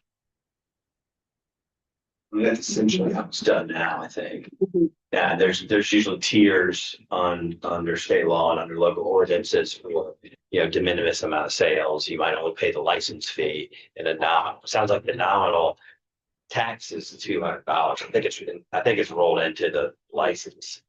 But yeah, but some localities have an exemption on tax for $200,000 of business revenue or $50,000. So it's, the issue is the practicality. Someone who just shows up, sets up a tent for the 4th of July, sells food or clothing, and then they're gone. Do they really have to do the business license? Do they really have to pay $200? And they're really just here for the event, maybe a couple times a year. That's the fundamental. Yeah. Yeah. Because it can create a prohibitive environment. Where they just don't want to come because they don't want to file for the business license, sales tax, meals tax, itinerant merchant fee it's a gap in it's a disincentive to vendors to come to these special events. Yeah. And at the same point, is that not a disincentive to the person paying the $200? No, because we have a number of food trucks around town who stay repetitively and make substantial money. from the $200. So can I just clarify that you guys are gonna need staff? Because once we said this, Stephanie, I just wanna make sure Yes. it's staff. It's stuff, but this type of thing is, you're right, give us some sample ordinances. Is the way to start. Jeff, I don't think we've given you an increase in a long time. My question is, this without this additional work, is that coming? I think there might be one in the command. Okay, yeah, well, he's gonna address. Yeah, check my emails. All right, we're gonna move to the, go ahead. Oh, the last item on new business is the discussion on the admission tax ordinance. Okay, so, let me get.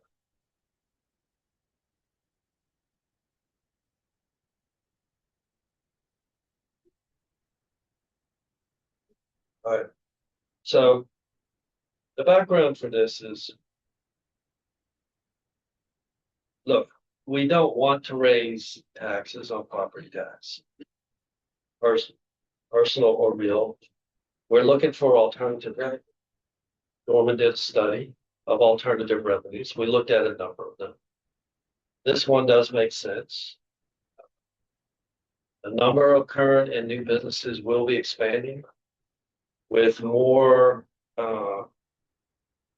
admissions tickets related to entertainment events. The Virginia code does allow us to tax these admission fees, otherwise known as tickets. Funds can be used to support all of our infrastructure needs. We need more police, we need more water and sewer. We have all these needs. Do we really want to raise property taxes on our citizens? If we have a viable tax that isn't paid by our citizens primarily, but on tourism. So that's the background. Now, the finance committee met and recommends a fee of 6%. Around the state, Fredericksburg charges 7%. Richmond charges them 7%. City of Harrisonburg, 5%. The regional median is 6.3%. I called Rockbridge County, does this, and was told that it gets 6% as well. So I had a call coming in today from the Commissioner of Revenue as to how much that collects. I sent around a news article that describes some significant revenue generation. Does allow for some nuances or exemptions, but by and large, it should be a broad-based assessment that looks at all entertainment events. And I think it's a viable alternative to raising taxes as we go forward with our financial health. And we certainly don't want to raise more taxes on our citizens who own property. Did not the legislature just passed to allow up to a 10% increase for event tickets?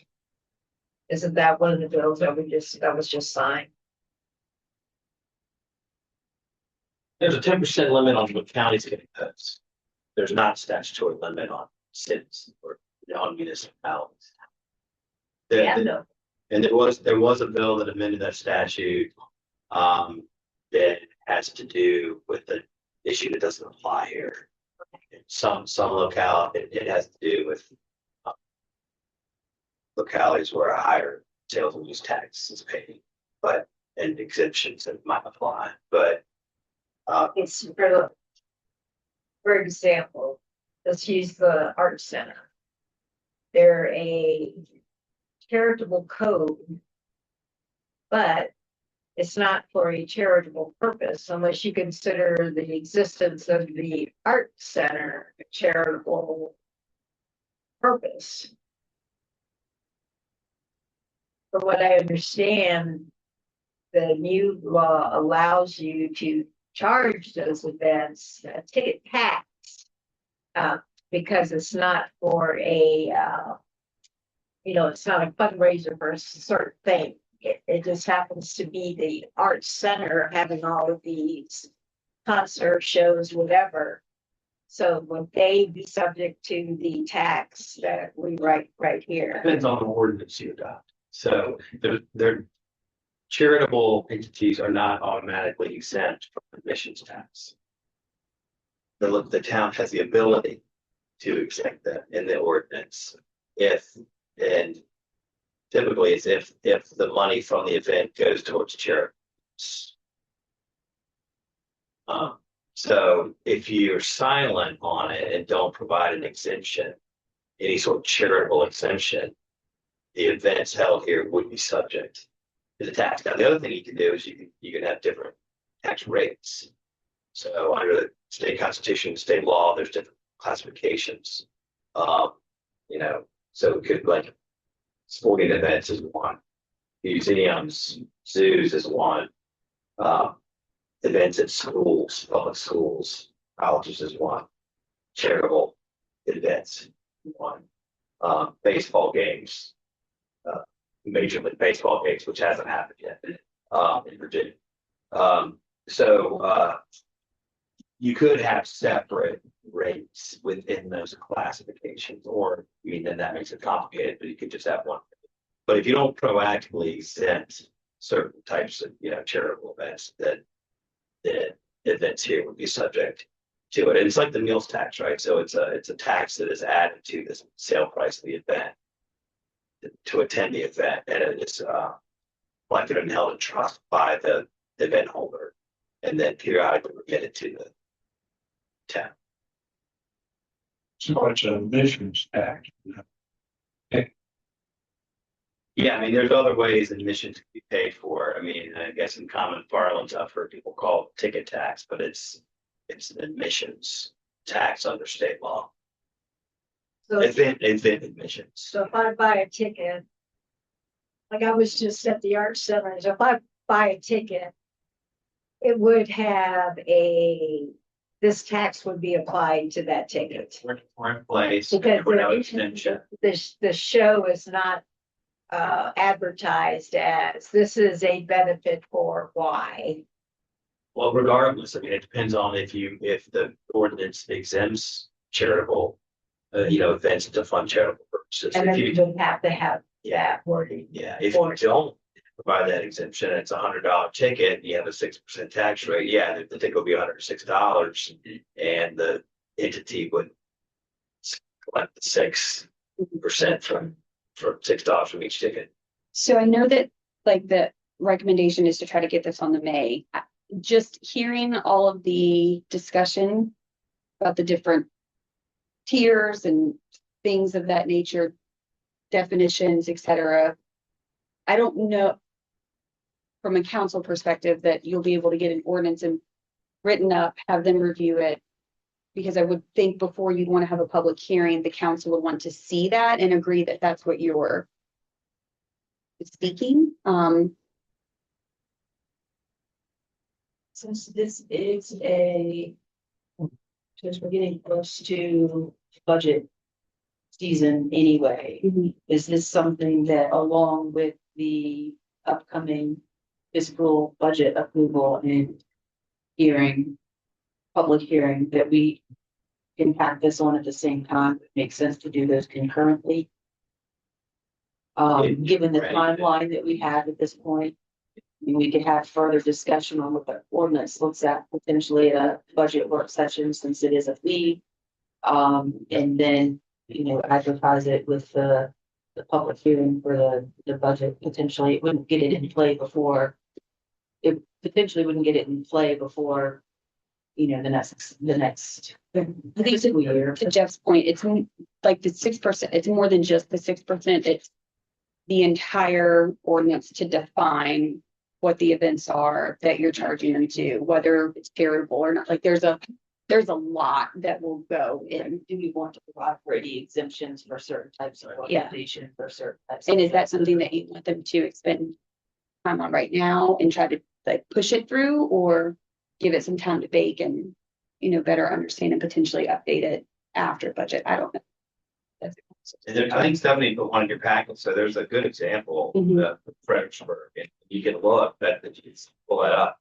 I mean, they had just an example for exemption, and they have, they have a charitable exemption, and they have an exemption for school sponsored events, and then they also have like if the admission is less than 25 cents for an event, there's no tax. So it's a seven. If it's greater than $1, then it's. Oh, Oh, it's not, sorry. Oh, it's not. Okay. I got it somehow. Sorry. My bad. So when we can get similar to the sign, the murals, we can get you, I mean, staff already has one example, so, Richmond's got it, and, Fredericksburg, a lot of localities that have. The example was Harrisonburg. Harrisonburg exists. So, in that.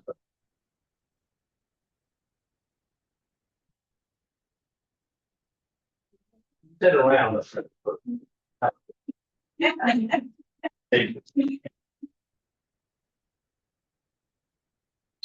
Revisit this, budget work session, or do we want to not extend that? Feedback from, So, I mean, it's really what you all want to do. I mean, do you want to go forward right now at this time with admissions tax? Do you have any thoughts on if you want to exempt anything or not, or are you not ready to do that? If you want to workshop it, or we can get you example ordinances. I'm fine with a fee. I'm fine with an exemption for a charitable cause, and that's why I questioned specifically the Arts Center, because they're a 501 subpart. And so I was wondering, does it even apply to those tickets? Because that's the majority of the ticket sales that we have in town. So would they be exempt, and in which case, what's the point? What other tickets do we sell here? So,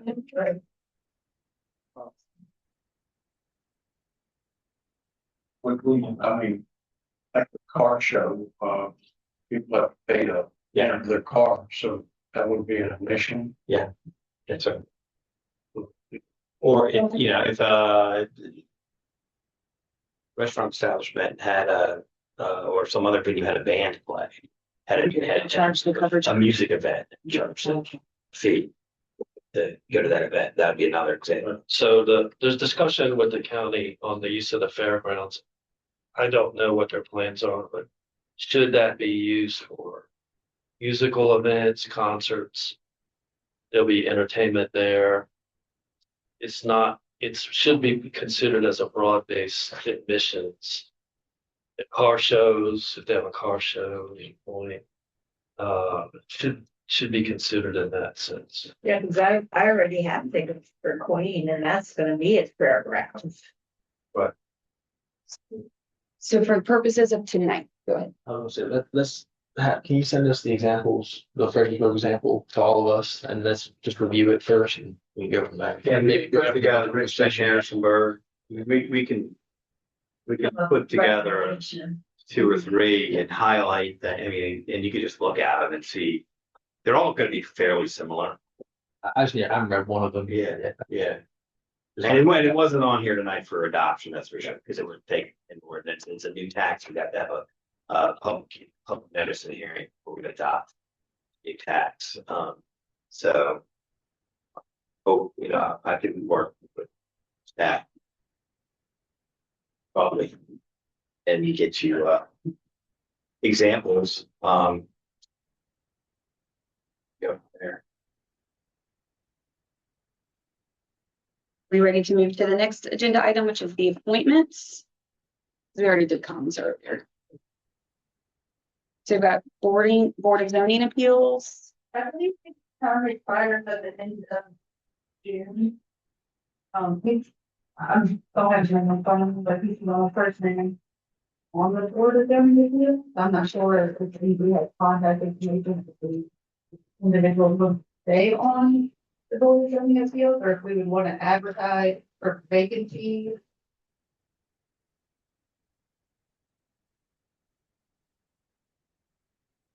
Do you do this? You don't know who it is? It's in your black merge. Have a appointment. At the board.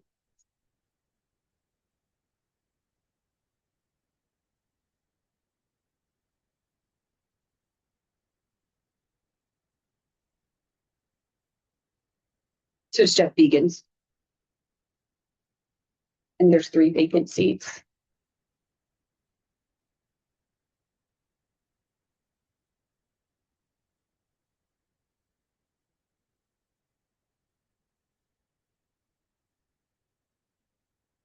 I think that we would probably need to advertise the other 3 anyway.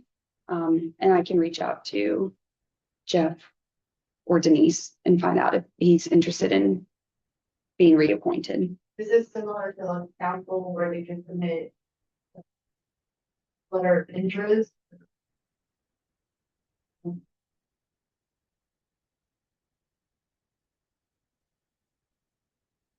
I think typically like they would contact a council member and then that council member would make a recommendation for appointment.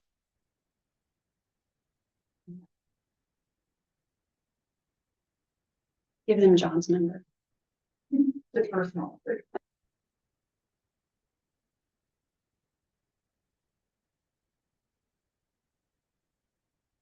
And I'll reach out to Jeff. Any additional questions on that? So one point of clarification, so you all want to appoint BZA. Oh, we don't. The circuit court does. Oh. So you recommend appointment, and then I'll file a petition and an order to the, and the court approves it. Thank you for being here. I appreciate it. But it's an easy process. You can put it on, you can put it on the website that you're seeking, people to be considered, and then it would be council recommendation. Okay. And so it'd be good to know, and we are looking through the files, if we can find files on this, the current members and all terms, because we want to make sure we've got the terms on the right track. Okay. And if not, we can fix it. We don't have, from what I see, one active member. Terms getting ready to. So we have a lot of inactive terms 3 vacant seats. that we need to like win. So they're then they stagger. So we can work on this. Because a lot of times it happens where the smaller counties get behind on their BZA membership, and then it gets cleaned up, and sometimes that requires setting the terms. Mm-hmm. If the records are gone and we don't know the original appointments, because they're supposed to be on a certain sequence, I think. And that's just something that we would work to figure out and then make that clear for the court, so the court has a record of, here's the spots, and here's the terms for each, and here's who we're asking you to appoint at this time. Okay. So would we like to just advertise that we're speaking and then make a cutoff like we did for the council thing? So we got, or make a recommendation at the meeting? I think you'd probably just keep it open until we can fill them all. Yeah, it's however you want to do it. I mean, I can't remember the last BZA case. Yeah. It's been a long time. Mhm. So, I mean, I think it might take a while. I mean, it'd be nice to just be able to submit one. If we're filling all those spots, it'd be nice to just file one with the court to do them all. And just get it all cleaned up and in right form, good shape. But I mean, we can always do it in a couple requests to the court if we have to, just depending on how many people come forward. But I wouldn't see this as urgent. Now, if it does become urgent, we could scramble quickly and get a court and get some names together. Yeah. But procedurally, however you guys want to do it, but it does require you all, the town, requesting, the court to make the. They appeal zoning decisions, Of the whether by me as the administrator or, I think. We're good with that, just. Yeah. Yes. That's. No, that's, So the BVA is just for, I hear conversation there, hears appeals of administrative zoning decisions, not council decisions. the tax, your question was the tax, that's the Board of Adjustment. Board of Equalization. Board of Equalization. And we don't have that. No, that's a county. That's at the county level. Okay, yeah, counties So have, if we're challenging our town tax, we have to go to the county to tell them we're challenging our town.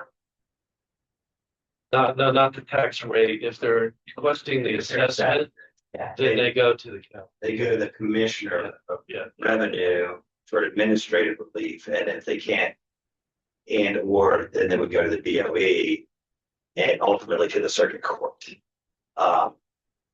Never had that come up in the town, so it could be that the town is realizing the county BOE, but That's why I'm asking. I don't. Once, and they told me That we were used to appeal Want to the make county sure that tax assessments. stay on topic or Yeah, we can talk about that separately. That's something I haven't looked into as far as. oh, it kind of is because Yeah. we use the county's assessment for our assessment. That's why.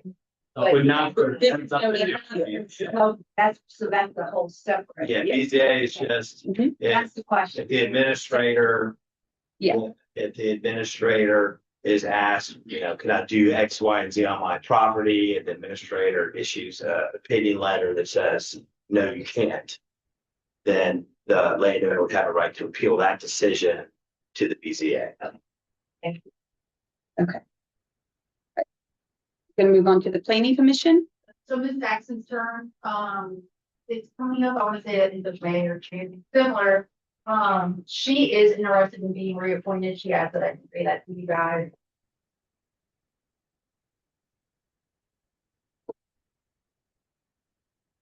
Commissioner Thomas. I worked with Miss Saxon for quite a while. I think she's a good planning commission member. I like to make a motion to reappoint her to the planning commission. Yeah, no, you see, We have a question. Well, hers is coming open on June 30th. That's what she's asking to be reappointed. Is she met the attendance requirements? I don't know. Yeah, she is at every meeting. Yeah. I think John made a motion to reappoint her. Okay, discussion. I love when people want to serve, so we call roll. Mr. Henry. Four. Mr. Purcell, Four. Ms. Hart. Or Motion passes. We're gonna move to the next item, which is the review of our interim council member application. I think it's in the packet. Just kind of the interim process. I know Jeff has talked about it, putting it on for public review and inspection, which is a weird word to use, but it has to be open for the next week for public inspection. I know we have a special meeting scheduled for next Wednesday that you may. Oh, you will.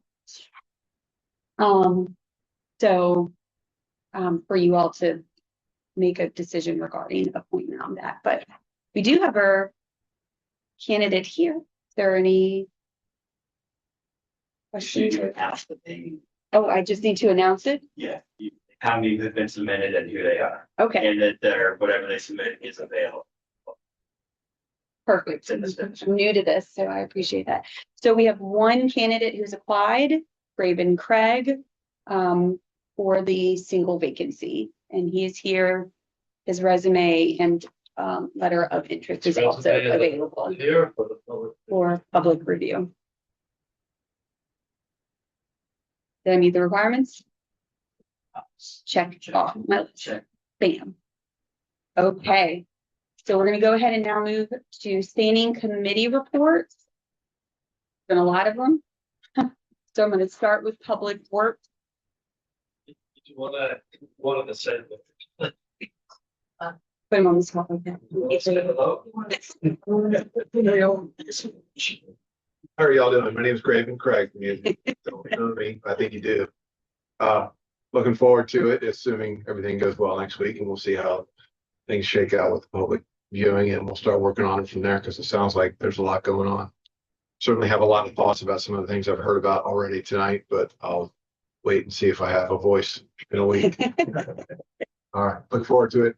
I need to get home because I got a call tomorrow morning. So y'all be good. Thanks. Thank you.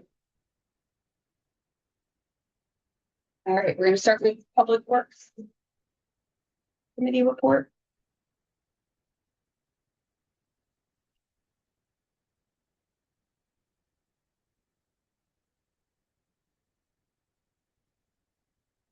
You want to?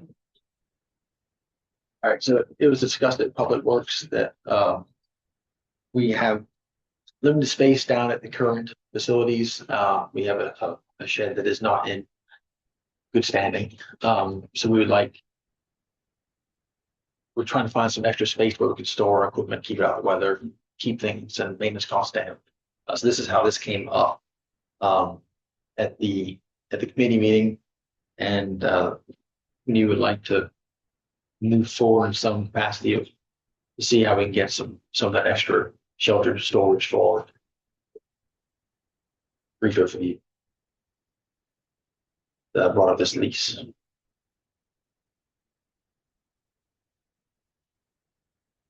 We're talking about storing. Bring it over, top and go in over here.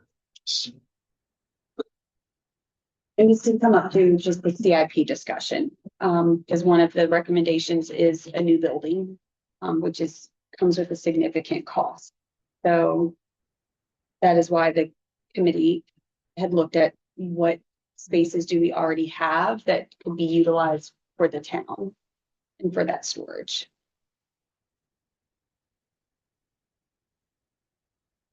So are we? That it? I guess. That brings us to the moment where we need to talk about put aside this. My question is, you're talking about the building behind, the historical society? Because there's like that Yeah. interim building and then there's. That is only No. the far end of It's a really big one.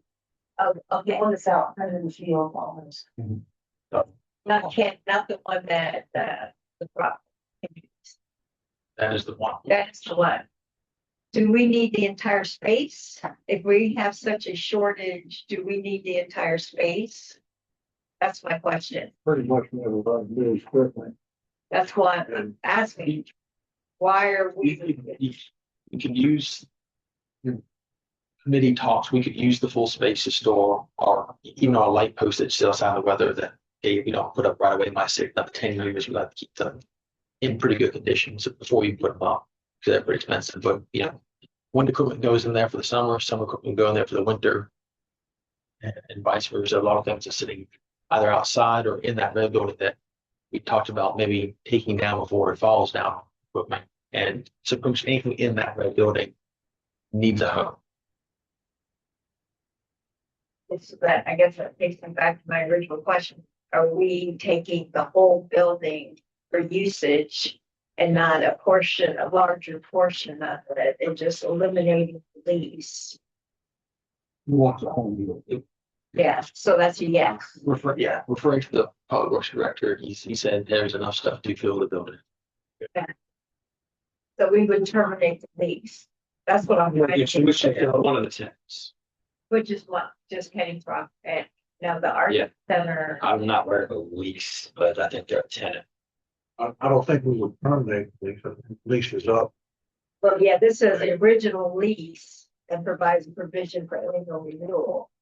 So this says it's a lease. So with regard to that lease, I think that it would be proper for council to direct staff to notify the tenant that the town is terminating lease. Now, generally would provide some notice, Yeah, that's what I'm. 30 days, 60 days. Termination. Yeah. I mean, but the lease is pretty much silent on the details of that, other than there was no obligation for the town to ever renew it after a certain point. It just kind of has kept being renewed. At one point, it was expanded and the rent slightly increased. So as you can see on the depiction, exhibit A. So I think that would be an order, if council wants to take action tonight, would be to approve, terminating that lease and, to direct staff to. Mr. Darkboard is here. And I did tour the site with him, and he has been a long-standing tenant. So I think that is the will of the council. I think we should be respectful of the long tenure and also give a certain grace period. Now, when technically the annual lease expires May 15th. That's what it said. All right, so, by the way, you have some beautiful cars there. And, they need a home.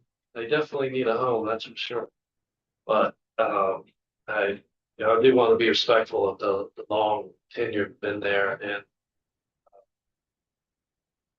cars are really gorgeous, and I understand the use you made, and certainly the towns appreciated the funds, additional income that was even budgeted year to year. So if that is the will of the council, I think you should just be respectful of the gentleman's tenure and allow a grace period. So Yeah, I just have a question. So, in looking through these, it's kind of hard to tell what's the new and what's the old section of Louisa. Like one section shows that the town of Louisa has one whole side. The Throckmorton has another whole side, and then the center is to be kept clear. And then there's another one, is that the update where? 2009. Louisa, so the town has one half of one side currently. Lisa. That's what the lease had That's what the provided. lease That one actually is happening. That, I was well, gonna ask, what's the actual usage? Most of the arts and stuff in there. So there's two sides here, right? Assuming that there's a center aisleway. Mr. Throckmorton has one side fully. They got some arts and stuff on that side, you remember, right? Yeah, I had the whole left side and then back to that. Yeah, it's got the whole left side and big portion of the back. the art center actually has the majority afterwards. I was gonna say the other side. That the town has. So if you're. Mr. Throckmorton's all on one side in the back, and then the other side is all what? Art center. So are we having the same discussion with the art center? We're taking the whole. I would expect so, yeah. Because they keep saying they need the whole building, so they would have, that's why I brought up the art center, I thought they had stuff back there. And then there's some stuff that the town has that belongs to the town as well. If I remember correctly. There's no town storage there of older, just. You see anything there? I'll have to dig through, I just know it looked like a lot of, other than one side and back, it looked like a lot of like stage stuff, like prop stuff. It's mostly arts center, but I did see some of the old school refrigerators. Those old heavy, huge, what are those we saw when we walked around? What were those old Big freezers? door, height. If all of that wasn't there, you'd have this much space empty. From the old school? All the old junk they put in there from the old school. Been in there since 20-some years ago. Yeah, so all that's gonna have to be transported, and there's gonna be some cost associated to remove all that stuff. And if I could say one more thing, the Art Center has brand new loudspeaker equipment stored in there. A lot. And drums, musical equipment. And they should be in a temperature controlled environment. I was a DJ for 22 years. Didn't you want to come up here for a second? Since it doesn't involve you, relocate. But anyway, all that equipment and stuff is not good to be in a place like that. That building is very old. It's very open. You can see through a lot of it up there too. And, that's a lot of money spent on equipment that's gonna go bad. And I see it all the time because I've been that while.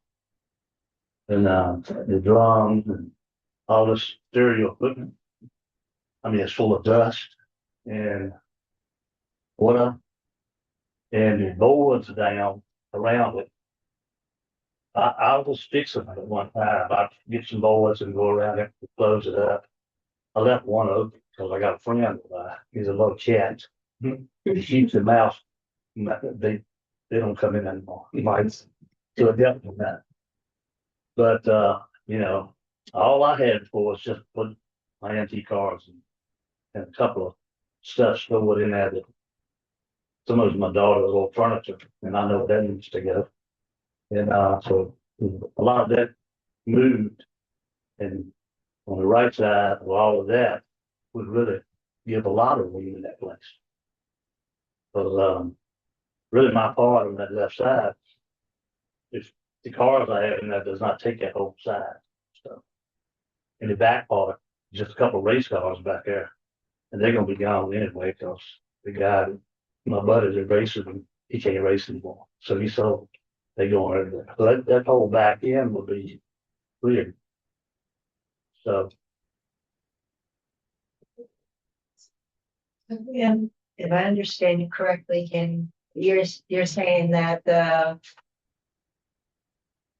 if we get all the excess old stuff that was stored in there out, and we get the art center stuff out, because my kids, I mean, you know, my kids, they play music too, and they don't store that equipment in a shed. You know, they don't. Then Mr. Anthony may have enough room to, well, they were saying about the buildings they have in now is falling down. yeah, it's small enough. You know, you gotta take note of what this building is too, so it's not a perfect building, okay? It's got a nice floor, few drain holes for a reason. And, but the old building is pretty rough. Yeah, the building's gonna need something. It's gonna need a lot. I put over $23,000 worth of lights and, all that in it when I was in there, because it had no lights. And, I got them all in there now. Put it in. Can you be at brush with the town being in there? Well, We're gonna be taking the equipment in and out and all that kind of stuff. oh, yeah, it's been kind of like that all along with what I was there anyway. But I have, back when I went in there, when Brian Marks was here, that's where I got to, like lease or whatever, you know, it was kind of drawn up. I've got pictures of it. And I was the only one in there, in the whole building.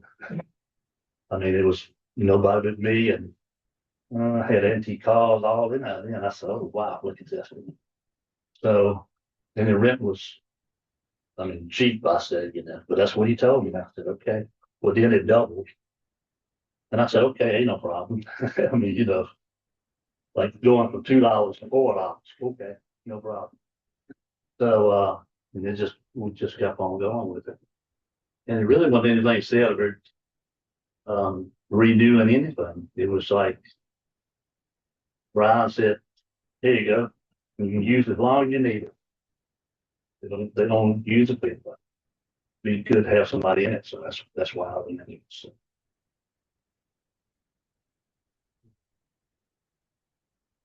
You know, we have that building over there that ready to fall. Stuff. We need, got new lawnmowers and new tractor. Good equipment. Need somewhere. to put it. Well, I think it'd be good, but like I say, I think you should look at it real good about the structure. You want to put them in there, next thing you know, there it comes, because you really have to look at it, see how it's built. And I can tell you, Mr. Petty didn't spend a lot of money. Yeah, Sorry, but that's fair, but I used to work for him, so I know. You work for him? Mr. Pettit. Good. Yeah. Yeah, the old man, Mr. Pettit, I was, When you were young. I worked here, Yeah, I remember. Nelson Malvin. Mr. So Clemens. the question is, do you have a major facility problem? I understand. Yeah, I know you do. So if we were to move our equipment into it, based on what you said about the current condition of that building, is it our best decision to move it into there, or are we just putting it into another building where continued damage can occur to the equipment anyway? I recommend, getting somebody to look at it, look at the structure, That's why like I he's been there, look at it, and just say, okay. Because it's been there a long, long, long time. It would need some rehabilitation. It's got a lot of history too. With all the old cars. Jay Leno, he was in there. I saw him in there, so. He come and bought a big charge, I said. And I used to move cars in that, bill that, like, you have to take a jack and move, you could crank them up. You do a puzzle, or you move. I did all that. If I can maybe get us back on target here a little bit.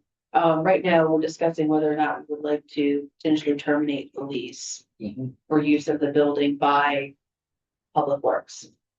It sounds like maybe we have a little bit more research to do at this point. I would like to suggest, can we move this instead of continuing on an annual basis? Would council and Mr. Throckmorton be amenable to moving to a month-to-month agreement with giving 30 days notice for a short term until we determine when we need to finally get things done, give them time to, or I'm even able to do a 60-day notice when you gotta find somewhere to put vehicles and stuff. Well, Would that just give us some time to, Sure. there's a lot of stuff in there that's gotta be moved. Plus, So that's what I'm, rather than doing like an annual, and I know recognizing these contracts, so to speak, is dated, but has been essentially renewed annually. Or I guess we could almost call it already month to month in a way. It kind of indicates an annual renewal. So I even think when Public Works met that they can discuss just doing 90 days from May if the contract was going to be terminated anyway. Maybe that's where you guys want to consider just saying that you want to make a decision whether to renew that or not by 90 days from May. So that way he has time and you guys have time to. I think we need to make it where if we make a decision, then we give him 90 days. Late, No. yeah. Yeah. How long? That's all. Yeah. 90 days. A month to month with a 90-day notice. I've got, the guy like Mike, he's got Mike, he's got a rollback, but he said he'd be willing to help move some of those old freezers and whatnot there for you. Mhm. He's got that too. So, we got ways to do things, and I understand y'all need space, and I'm up to that, I'm okay. Hey, once you take my bill and I got over here. Cause I'm not gonna be that too much longer. When you get close to that 7-0, Could we, you gotta be. sounds a little fantastical, but those old refrigerators, can we sell on Gov deals? I think we're getting off. Yeah, off yeah. here. Can we sell the old refrigerator? Can we get off back? Yeah, back It's on. metal, you can set up in the junk from that. So is that That's my recommendation, is that instead of continuing it at May 15th, when this would essentially renew annually, that we set up a new agreement for a month-to-month lease with 90-day notice of, and, by landlord or tenant for termination. Is that We just make a simple amendment to the lease that says that. if all parties are, that gives us a little bit more flexibility, gives him some ability to have some Yeah, I can time be making arrangements for that after standpoint. today. Um, Start to clean it up a little bit, you know, and and will give us some time to Yeah, go kind of over. a quick call, so I could do something Yeah, about it. he also talked to the Art Center. Yeah, well, we have to get their stuff out too. Yeah. He's got to go, their stuff has to go. They should get their stuff out. We should be getting their stuff out. Yeah. So we need to make a motion to amend the contract from month to month, the 90-day grace period. The 90-day notice of termination. Are you making that motion? I need to reword it, I think, but Do we need to wait? We're gonna wait anyway, so.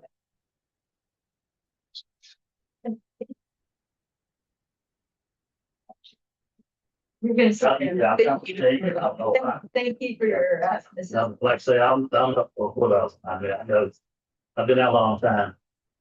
And, you know, just like being in my business. Got to end one day. The other way to do it is to simply say, because it's odd that the termination notice will be longer than the lease term. I think you could also just amend the lease to say that the town will provide 90-day notice of termination and just leave it at that. Right now, it's silent on it. so just keep it as you say, 90-day termination. Yeah. And we could probably just do that in a simple letter that we exchange, but if everyone understands, that's the expectation, and that's what the town will do, is provide 90 days time. Now, that notice could come next week or next month or the month after that, but when that notice comes, that would trigger 3 months to allow you time. I do think y'all look into that for equipment. Yeah, that's what. That can give you a lot of room too, but, and then get somebody to do look at that deal. If you all buy when there's a wind blowing or something, it sounds pretty rough. There's a lot of creaking and popping and stuff like that. So I'm gonna make a motion to amend the contract for a 90-day notice of termination. I would say that to amend the lease agreement to provide that the town may terminate at any time, Even as long as it provides 90 days notice. So moved. So we'll set up again. Second. Discussion? Roll call? Ms. Ritchie, 4. Or Mr. Purcell, or 4. Right, we're gonna keep going down committee reports. I don't know that there was a public safety maybe meeting. We've not had a meeting, I spoke with, Chief about how the application process was going, that's it. And he has had some additional applicants, but we did have a meeting, and he doesn't need anything from us right now. Right, finance, Finance has met a couple of times to review the budget, CIP needs, you know, fees, revenues, et cetera. I think we have Mr. Terrell sent out a working copy of the proposed budget, draft last Friday for us to review, and I think the plan is for us to tack one to our special meeting next Wednesday. In addition to the appointment or consideration of appointment of a council member, to go ahead and have a budget work session at that time as well for the full council, so that we can move this forward. So that's gonna be a longer meeting then. So that'll be a joint meeting. It's not a joint meeting, it's just a council budget work session in addition to the appointment. of- Well, that's what I meant, two types of meetings at one day. it'll just be 2 items on the agenda. yeah, it's put on the agenda as a work item, discussion item. Personnel, Me and you. At the same time as the finance to discuss, job descriptions. And to try and tie all that into the budget. Salary scales. okay, community development events, there's no meeting, but as I talked about earlier, we have launched, there's gonna be a Saturday series. Sounds like we've gotten actually some funding for it as well, which is really exciting. So moving right into cemeteries. I don't think there was a meeting on that. And intergovernmental relations. We intergovernmental relations, you're the chairperson, so. We had a meeting Friday, A non-meeting meeting. and We didn't have a committee meeting. We just had a discussion over what the committee does. That was it. That's all we did. We didn't discuss any activities. Clarification of roles and responsibilities since it's a new committee. Yeah. Okay. Can we go ahead and move into our last items, which is the reports from staff?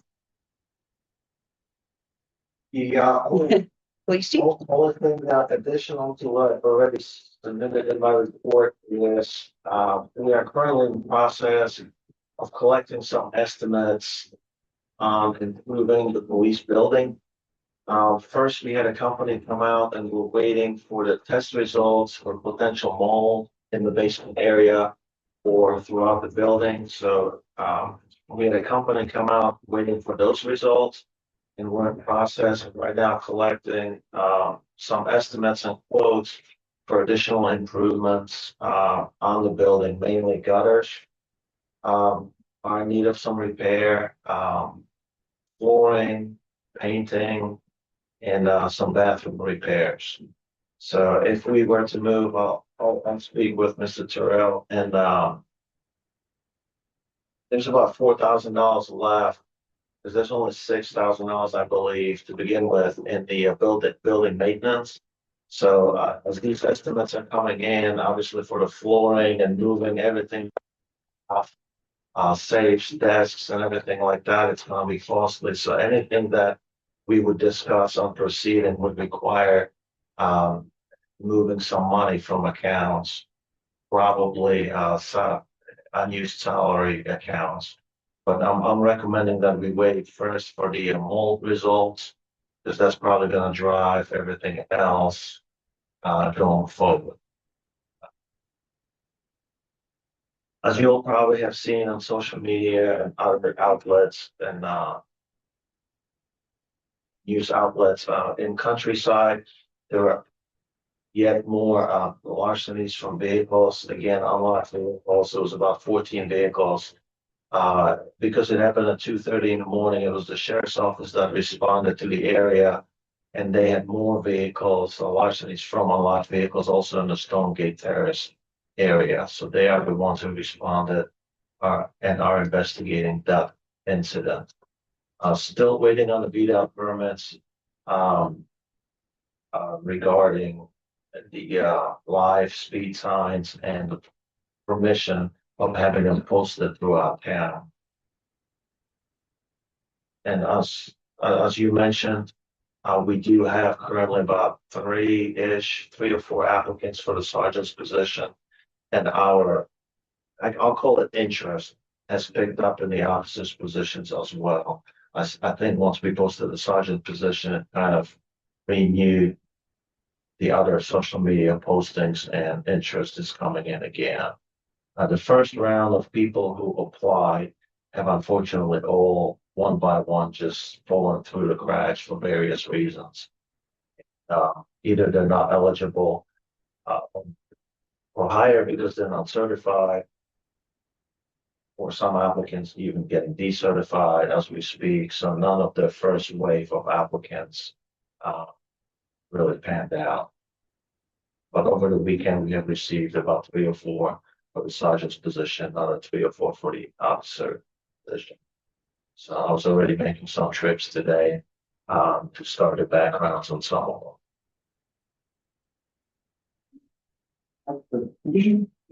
the white building right as you go on the fence, that's part of the police department, correct? We do have some equipment that's probably more in terms of some of the removal from this other building. There's really not much of value in that building that we have. And there's probably, I do suspect, a decent amount of mold in that building as well. There's really nothing of value that we keep in that building. They mainly stay out of. Moving on, good to move on.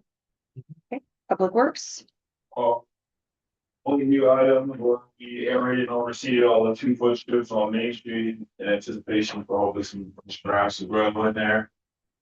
So street sweeping again.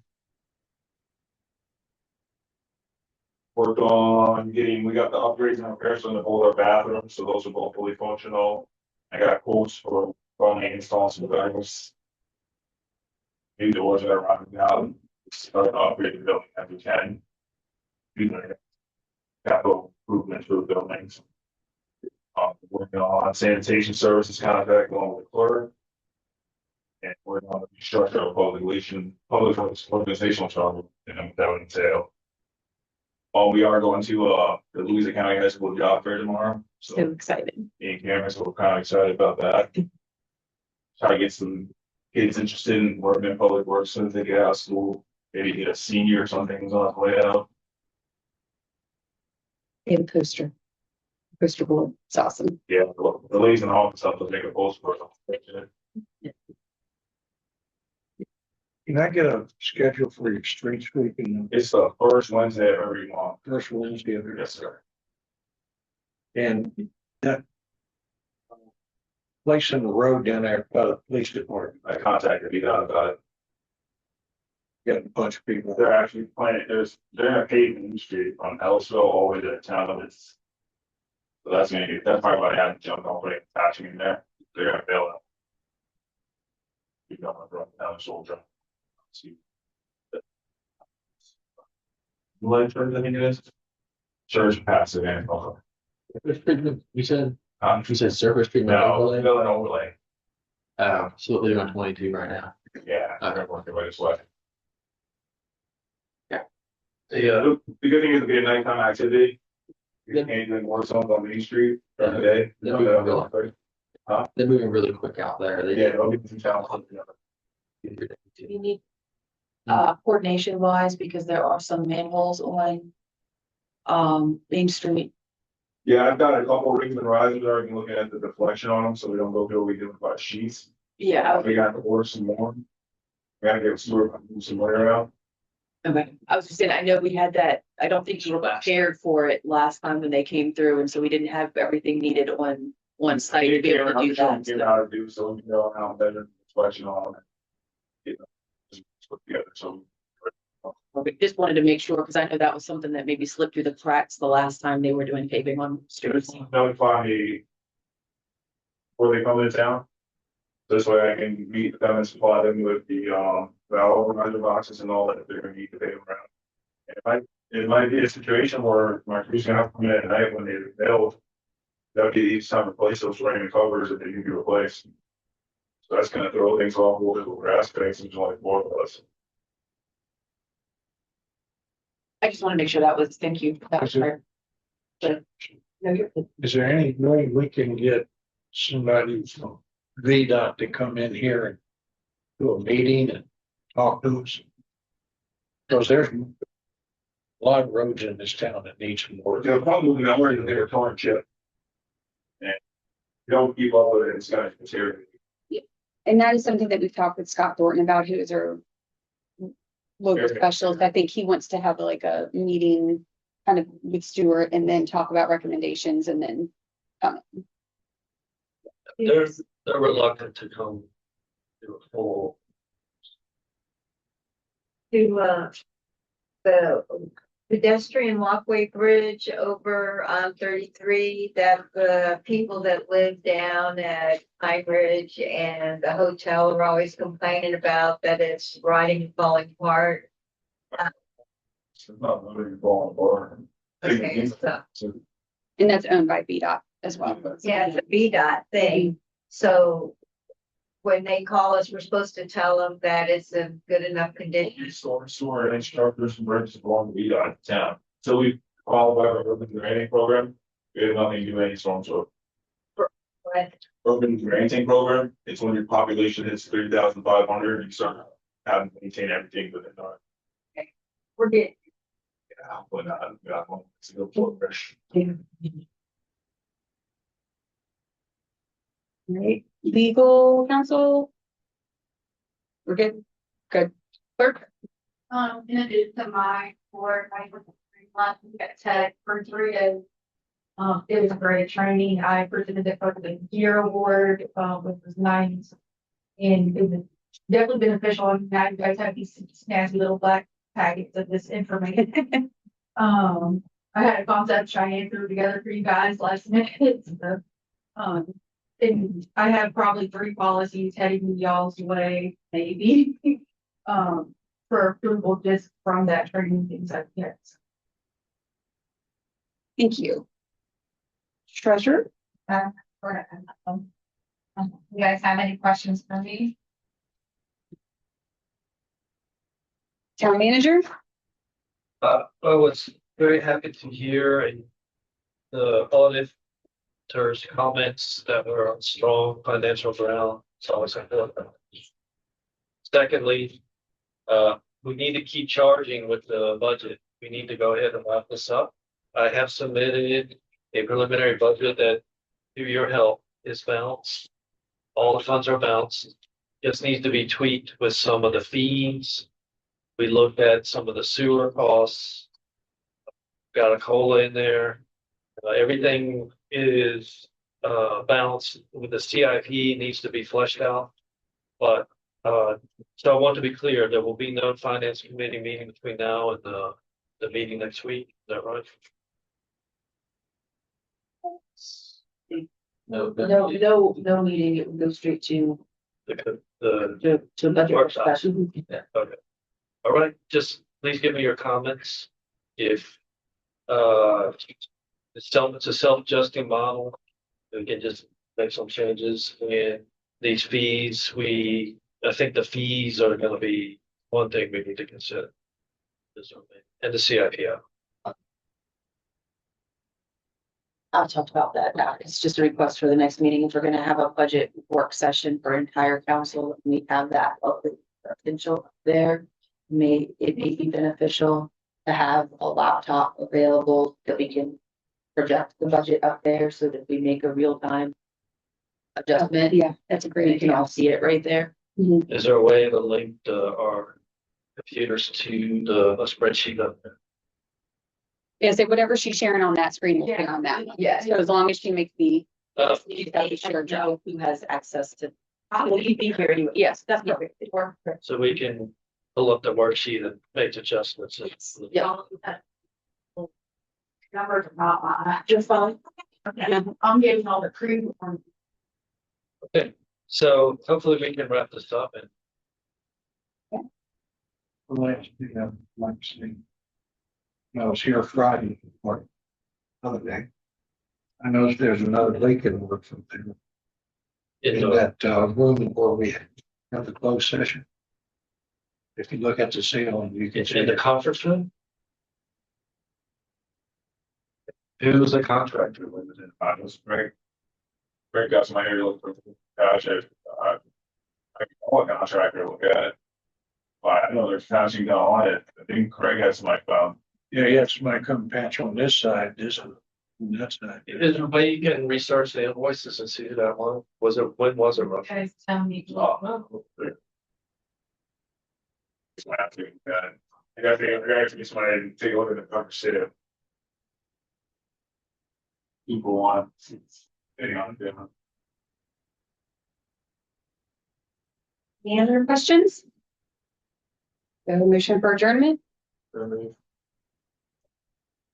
all in favor? Thank you, guys. All right. Good job, everybody. Long.